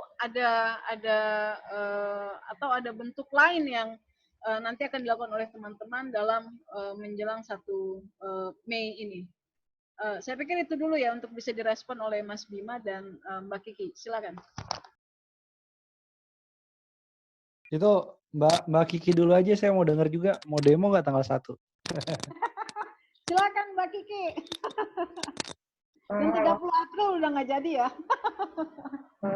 Baik, Mbak Abi, saya coba jawab ya terkait respon kita dalam menghadapi 1 Mei. Karena memang situasinya kita masih harus social distance gitu. Jadi kami menerapkan beberapa metode aksi. Salah satunya aksi fisik, kemudian aksi medsos. Aksi fisik ini kita membatasi jumlah massa aksi hanya sekitar 10-20 orang dengan metode menjaga jarak satu dengan yang lainnya, tapi kami tetap melakukan aksi-aksi fisik ini di beberapa titik-titik pusat pemerintahan, diantaranya di pemerintahan daerah, kemudian juga di pemerintahan pusat. Dengan harapan apa yang kami sampaikan hari ini, penolakan kami terhadap RUU Omnibus Law dan dorongan pemerintah kepada pemerintah untuk segera menyelesaikan pandemi COVID-19 ini dengan tegas dan berpihak terhadap banyak nyawa rakyat Indonesia. Kemudian bentuk aksi lainnya adalah dengan melakukan aksi di media sosial. Kami coba menaikkan beberapa isu-isu perburuhan. Kemudian satu lagi sebenarnya kami juga menginstruksikan kepada seluruh anggota untuk memasang poster di depan rumahnya masing-masing. Harapannya isu yang kami sampaikan ini semakin meluas dan mendapatkan dukungan dari seluruh rakyat Indonesia. Karena bicara dari rumah ke rumah pemasangan poster ini kan juga kasusnya akan semakin meluaskan kampanye kita. Mungkin itu aja sih Mbak Rahmi. Terima kasih.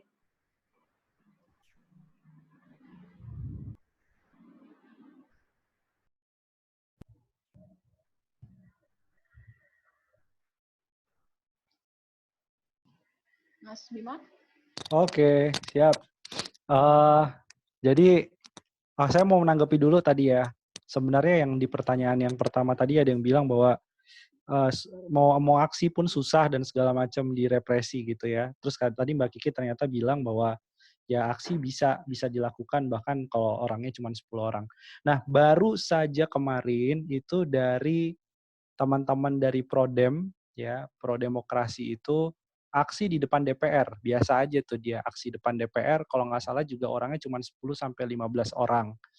Tapi kemudian secara simbolik dia menyerahkan tuntutan menolak Perpu 1 2020 dan menolak pembahasan Undang-Undang Cipta Kerja Omnibus Law diserahkan kepada Ketua DPR atau perwakilan DPR kalau nggak salah gitu. Jadi satu diperbolehkan masuk ke gedung DPR.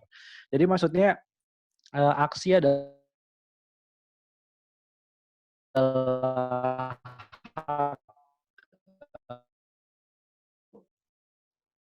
Halo, putus-putus Halo? Mas. Silakan. Ya, oke. Ya. Oke. Ya, jadi menurut saya aksi tetap bisa dilakukan berjalan gitu ya dengan strategi physical distancing sambil jaga jarak. Kalau enggak tanggal 1 Mei sepi gimana gitu. Terus yang kedua tadi pertanyaan terkait dengan desa ya. Jadi memang sekarang ini kasihan gitu, banyak kepala desa di demo sama warganya sendiri. Karena apa? Karena bantuan itu banyak yang nggak sinkron tadi ya antara pemerintah pusat, pemerintah kabupaten, sama pemerintah di desa itu punya skema bantuan yang beda-beda. Dan kemudian kalau sampai satu orang menerima bantuan dari 3 instansi, sementara yang lainnya nggak kebagian kan repot juga. Makanya kalau kita sih dorong terus validasi data dulu antara 3 instansi tadi, pemerintah pusat, kabupaten, sama kemudian level desa. Jadi data ini kemudian yang satu sudah dapat sembako, yang satu lagi belum dapat BLT, nah jadi harus sampai merata gitu ya. Terus kalau untuk perekonomian desa di tengah COVID-19, sebenarnya kita bisa belajar kok dari tahun 98 itu, bahwa tulang punggung ekonomi kan waktu 98 terjadi krisis besar itu selalu dibilang tulang punggung ekonomi kita adalah UMKM. Padahal kalau misalkan dilihat lebih detail, UMKM yang ada di perkotaan itu kena dampak juga. Tapi kalau kita lebih spesifik adalah UMKM di pedesaan bisa menjadi tulang punggung dan percepatan recovery di tengah pandemi. Nah sekarang masalahnya, contohnya adalah kartu prakerja. Siapa sih yang paling dapat banyak gitu? Bukan ekonomi di desa atau pengangguran di desa yang bisa mendapatkan kartu prakerja. Ngomong kartu prakerja gimana, internetnya aja masih slow gitu kan di desa.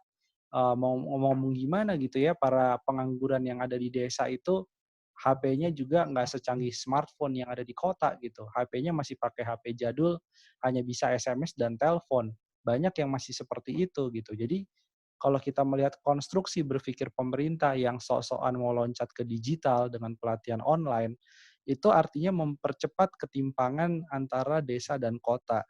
Jadi banyak riset yang sudah bilang bahwa Kalau kita memperkuat ekonomi desa, kemandirian pangan kita juga bersumber dari desa, nggak mengandalkan impor, ini sebenarnya bisa memperkuat daya tahan gitu terhadap krisis salah satunya. Nah, tapi inilah konstruk berpikir pemerintah dulu nih yang perlu kita luruskan. Dan kayaknya di pemerintah kan banyak orang pinternya. Jadi kalau diskusi debat soal data dan segala macam, mereka mungkin lebih menguasai itu. Tapi masalahnya mau atau tidak melakukan reformulasi kebijakan dengan mengedepankan desa sebagai tulang punggung ekonomi. Itu aja mungkin dari saya, Mbak Rahmi. Baik, terima kasih. Kalau Bang Olis, saya satu lagi yang ingin saya tanyakan ke Bang Olis.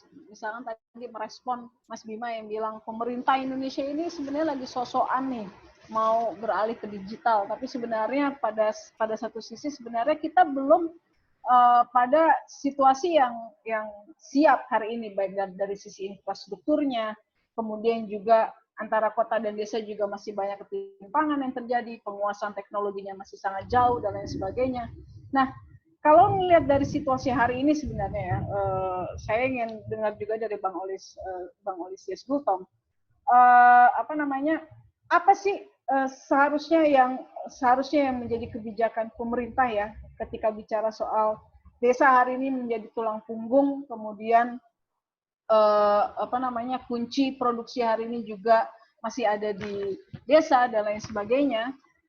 Di tengah kita hari ini belum siap dari sisi infrastruktur untuk menopang digitalisasi, tapi sebenarnya dari beberapa kegiatan ekonomi juga misalkan dalam konteks logistik dan lain sebagainya, ini kan beberapa hal sudah terjadi ya, aktivitas dalam untuk bahwa digitalisasi juga bisa mempercepat dalam proses logistik dan lain sebagainya. Nah, sebenarnya sejauh mana sih seharusnya kebijakan pemerintah mengkaitkan antara kekuatan desa dengan kalau kita punya potensi untuk memperkuat dari sisi teknologi digitalnya. Nah, kalau menurut Bang Olis, bagaimana mengkawinkan dua itu sehingga ini bisa memaksimalisasi dalam mendorong akselerasi pertumbuhan ekonomi di masyarakat ya, di masyarakatnya gitu. Itu Bang. Ya. Kalau aku melihat gini,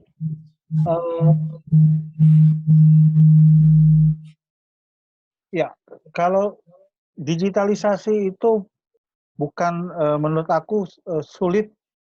Kalau aku melihat bahwa pemerintah mau, apakah pemerintah ikut-ikutan, sulit juga dibilang begitu.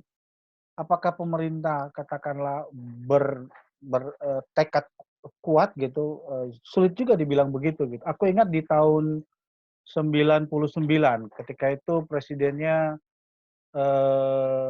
siapa namanya, Gus Dur, gagasan tentang digitalisasi, penggunaan teknologi digital, internet dan lain sebagainya, paduan antara Indonesia, Cina, India, waktu itu sudah ada pertimbangan untuk melakukan itu gitu. Tapi kemudian yang jelas mau melakukan itu India gitu misalnya. Tapi Indonesia tidak, bahkan tidak ada kebijakan untuk merancang itu. Cina mengambil kebijakan menggunakan sistem online-nya, sistem internetnya sendiri dan lain sebagainya. Gitu. Industri digitalnya dibangun, India melakukan itu. Indonesia tidak. Walaupun pemikiran itu ada. Nah, tapi persoalannya ketika industri kemudian saling terkait dan berkembang secara digital, mau nggak mau harus Indonesia harus melakukan itu. Gitu. Siap nggak siap harus melakukan itu. Kalau nggak dia akan tertinggal. Jadi dia harus mengikuti, tetapi dia apakah siap? Tadi kesiapannya juga tadi menurut aku tidak cukup maksimal gitu. Kualitas dan perencanaannya juga tidak cukup baik. Kecepatannya juga tidak cukup baik. Walaupun banyak hal bisa kita diskusikan, Indonesia memang juga unik dalam konteks perkembangan teknologi gitu, karena wilayah kita yang berbeda dibandingkan negara lain misalnya, sebagai negara kepulauan gitu ya. Oke, jadi tapi bahwa digital mempunyai manfaat, iya. Persoalannya menurut aku adalah dampak negatif dan kekurangannya ini yang tidak diantisipasi. Kalau kita melihat katakanlah di beberapa negara yang cukup berhasil, katakanlah Cina misalnya. Cina membangun kekuatan ekonomi, salah satu kekuatan ekonominya kalau kita baca dalam banyak proses sejarahnya, dia membangun dari desa kok gitu. Industri-industri kecil memang mereka sudah punya menurut aku gitu. Yang aku tahu bahwa mereka punya industri dari desa. mereka sudah punya plan apa istilahnya, apa namanya, industri berbasis kampung, village, yang memang sudah ada dari lama. Itu yang kemudian dibangun, dikuatkan, dikoneksikan menggunakan teknologi internet dan digital, yang kemudian ini menjadi berkembang, akumulasinya begitu kuat gitu ya. Nah, kita punya koperasi kita tadi iya nggak iya gitu, maju nggak maju gitu loh. Sama dengan sekarang kita punya program desa, kita punya kementerian desa, kita punya kesadaran membangun dari desa dan lain sebagainya. Tapi seberapa itu seberapa itu serius dilakukan, seberapa itu kemudian diintegrasikan menggunakan teknologi, diintegrasikan dengan industri lainnya misalnya dan lain sebagainya. Ini yang menurut aku pemerintah lambat gitu. Jadi tidak cukup apa ya, banyak hal mungkin kita bisa diskusi soal itu, tapi ini yang efektivitas itu yang tidak terlihat. Nah, mungkin karena pemain-pemain besar, kapital lokal yang atau yang dekat dengan kekuasaan, gangguan-gangguan itu yang membuat kebijakan-kebijakan itu menjadi tidak apa ya, tidak fokus, tidak kuat direncanakan dengan dilaksanakan dengan baik. Jadi banyak yang nyelip-nyelip kepentingan-kepentingan yang nyelip, bahkan di tengah-tengah situasi krisis ini aja kita bisa merasakan bahwa ada kebijakan-kebijakan yang apa namanya, yang kelompok-kelompok yang mengambil keuntungan di situ ya. Kayak kemarin lah yang dibahas rame-rame soal apa namanya, kartu prakerja dan lain sebagainya itu kan kelihatan. Kalau aku lihat dari Februari kan yang aku soroti gula. Sebelum krisis dia gulanya udah hilang gitu loh, begitu ada penandatanganan apa namanya, bisnis yang berkaitan dengan gula gitu, penandatangan dagang dengan gula gitu misalnya. Gula udah mulai hilang gitu. Ada krisis makin cepat hilang, belum apa-apa, belum ada orang yang beli gula banyak-banyak udah hilang gitu. Nah, sekarang dibuka lagi keran impor dan lain sebagainya. Jadi maksud aku banyak gangguan-gangguan yang mungkin itu yang menurut aku membuat banyak program-program yang tidak berjalan. Niatnya sih sudah ada. Koperasi kita dari zaman Hatta sudah ada gitu. Tapi bahkan kalau sekarang kita bicara koperasi misalnya, koperasi kalau pengalaman saya di banyak tempat saya bicara koperasi, di kepala semua orang itu koperasi simpan pinjam semua gitu, bukan koperasi produksi, bukan koperasi yang sifatnya lebih produktif misalnya. Jadi peluang itu masih ada, tetapi kalau kesempatannya tidak digunakan dengan baik juga sayang. Tapi kesempatan digunakan dengan baik tanpa dilakukan kontrol terhadap penggunaan pemanfaatan teknologi itu juga menjadi masalah. Aku melihat bahwa digitalisasi itu banyak membantu proses produksi khususnya bagi UMKM dan sangat efektif ketika itu dimanfaatkan dengan baik.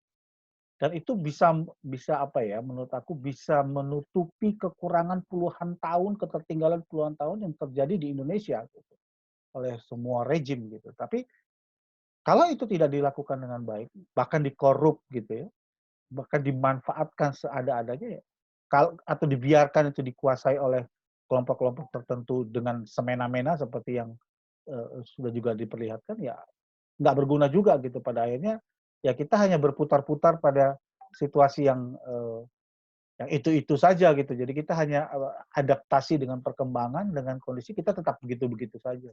Mungkin itu ya. Makasih. Oke, baik. Terima kasih Bang Olis. Saya pikir paparan Bang Olis menjadi paparan terakhir dari para narasumber. Sebelum nanti saya coba sedikit memberikan satu kesimpulan. Dan harapannya nanti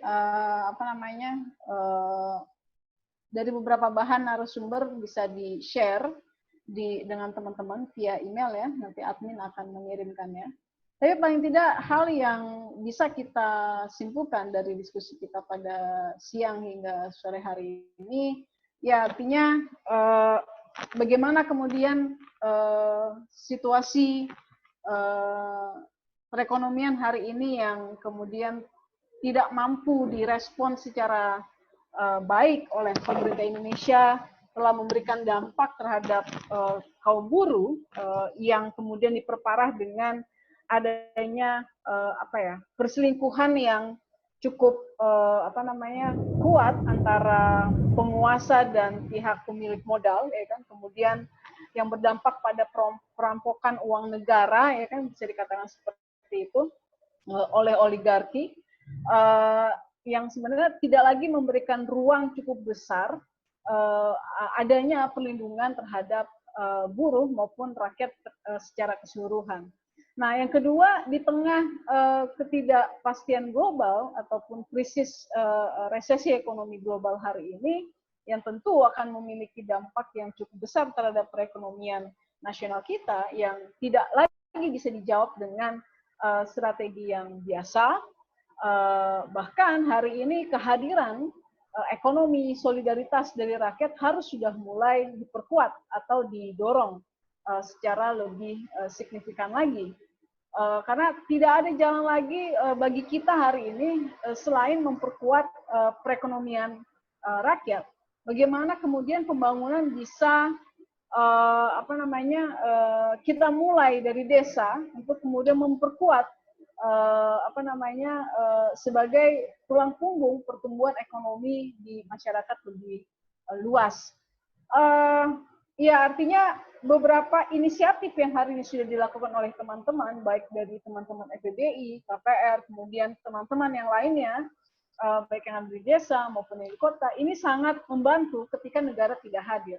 Namun tidak ada jalan lain hari ini selain kita kembali memperkuat ekonomi solidaritas rakyat. Tapi tidak lupa juga kita sambil secara paralel terus meneriakan apa yang menjadi kritik kita terhadap negara dan menuntut apa yang menjadi tanggung jawab negara terhadap masyarakat. Artinya berbagai kebijakan stimulus yang diberikan kepada pengusaha, kemudian jaring pengaman sosial yang tidak efektif, ini harus terus kita suarakan. Bentuk-bentuk perlawanan harus tetap kita lakukan. Aksi-aksi harus tetap kita lakukan. Artinya COVID seharusnya tidak menghentikan perlawanan kita, kan begitu. COVID tidak menghentikan apa yang menjadi keresahan kita. Tapi kemudian bagaimana kemudian kita bisa melakukan menemukan formula-formula baru dalam bentuk aksi yang lebih efektif, gitu ya, untuk tetap menyuarakan ini yang menjadi tantangan kita ke depan. Jadi dengan mendengar teman-teman FEBI masih akan tetap turun pada 1 Mei nanti, dan harapannya ini juga bisa memperluas ya teman-teman untuk tetap turun pada tanggal 1 Mei misalkan, dengan bentuk aksi yang berbeda-beda mungkin, dan bagaimana tetap menyuarakan secara kritis apa yang menjadi keresahan kita kepada pemerintah, ini sangat penting, karena jangan sampai kemudian gerakan seolah-olah menjadi tiarap, ya kan, tidak ada perlawanan, sehingga mereka yang ada di atas sana, elit-elit ini merasa lebih leluasa untuk melakukan apa yang selama ini mereka lakukan kepada rakyat, kan begitu. Nah, catatan yang terakhir juga adalah ya walaupun hari ini kita seolah-olah hidup di dunia digital, ya kan, bahwa sebagian besar dari kita menikmati bagaimana digitalisasi teknologi digital hari ini sudah masuk di dalam ruang-ruang kehidupan kita, tapi ternyata masih banyak keterbatasan yang dirasakan, dan tidak bahkan masih memunculkan satu isu ketimpangan antara kota dan desa, ya kan, soal tidak banyak juga masyarakat desa yang juga menikmati teknologi digital ini dengan keterbatasan kapasitas yang dimiliki termasuk infrastruktur. Tapi tentu seharusnya kehadiran teknologi digital ini juga bisa dimanfaatkan untuk mengakselerasi ataupun mempercepat kegiatan ekonomi masyarakat yang ada di desa. Kalau tadi Bang Olis mencontohkan bagaimana di Cina kemudian ini bisa menjadi salah satu hal yang bisa kita contoh bersama, saya pikir tentu kita perlu mencari cara bagaimana caranya memanfaatkan teknologi digital ini juga untuk memperkuat model-model perekonomian yang ada di desa, artinya menyambungkan perekonomian desa dengan teknologi digital. Ya tentu sekali lagi butuh strategi yang tepat, kemudian kebijakan yang cukup mendukung dan lain sebagainya, yang tentu di luar dari skema-skema kepentingan oligarki ya lah ya. Ini menjadi sangat penting untuk ke depan kita seriuskan bagaimana kita sebagai gerakan masyarakat mampu menyusun beberapa strategi untuk kembali merebut ekonomi kita. Saya pikir itu diskusi kita pada siang hari ini. Saya berterima kasih kepada narasumber kita, Mbak Kiki Seza dari FBBI, kemudian Mas Bima Yudhistira dari Indef, dan Bang Olisias Butom dari IGJ, termasuk teman-teman peserta semua. Saya ucapkan terima kasih banyak. Dan harapan saya dari diskusi pada siang hari ini sebenarnya beberapa catatan tadi, saya pikir ini perlu menjadi satu putaran-putaran diskusi yang harus kita jawab secara bersama-sama. Bagaimana kemudian kita mampu membangun satu inisiatif-inisiatif gerakan ekonomi rakyat bersama, termasuk misalkan bagaimana teman-teman buruh ya kan hari ini mampu melakukan aksi-aksi yang kemudian memunculkan satu gerakan perebutan alat-alat produksi di berbagai wilayah. Saya pikir ini yang harus disuarakan, yang harus didorong kepada seluruh teman-teman buruh yang ada di seluruh wilayah di Indonesia. Artinya, hasil dari diskusi ini nanti akan kami share, dan bagaimana catatan ataupun hasil presentasi nanti akan di-share juga oleh admin dari diskusi kita pada sore hari ini. Begitu teman-teman, kira-kira sekali lagi saya ucapkan terima kasih. Terima kasih banyak atas partisipasinya, dan nantikan kembali nanti kita IGJ akan tetap ada beberapa putaran diskusi lagi ke depan, termasuk seri diskusi dari suara dari pelosok negeri juga tetap akan kita lakukan secara rutin, yang ke depan nanti akan didengarkan dari beberapa wilayah yang lain. Saya tutup dulu diskusi kita pada sore hari ini. Terima kasih banyak atas partisipasinya teman-teman semua. Selamat sore. Wassalamualaikum warahmatullahi wabarakatuh. Waalaikumsalam warahmatullahi wabarakatuh. Mbak, untuk materi bagaimana, Mbak? Bisa dikirim lewat email ya, Mbak ya? Ya, nanti dikirim lewat email ya. Kan sudah terdaftar ya emailnya ya. Oh ya, terima kasih, Mbak. Baik, terima kasih.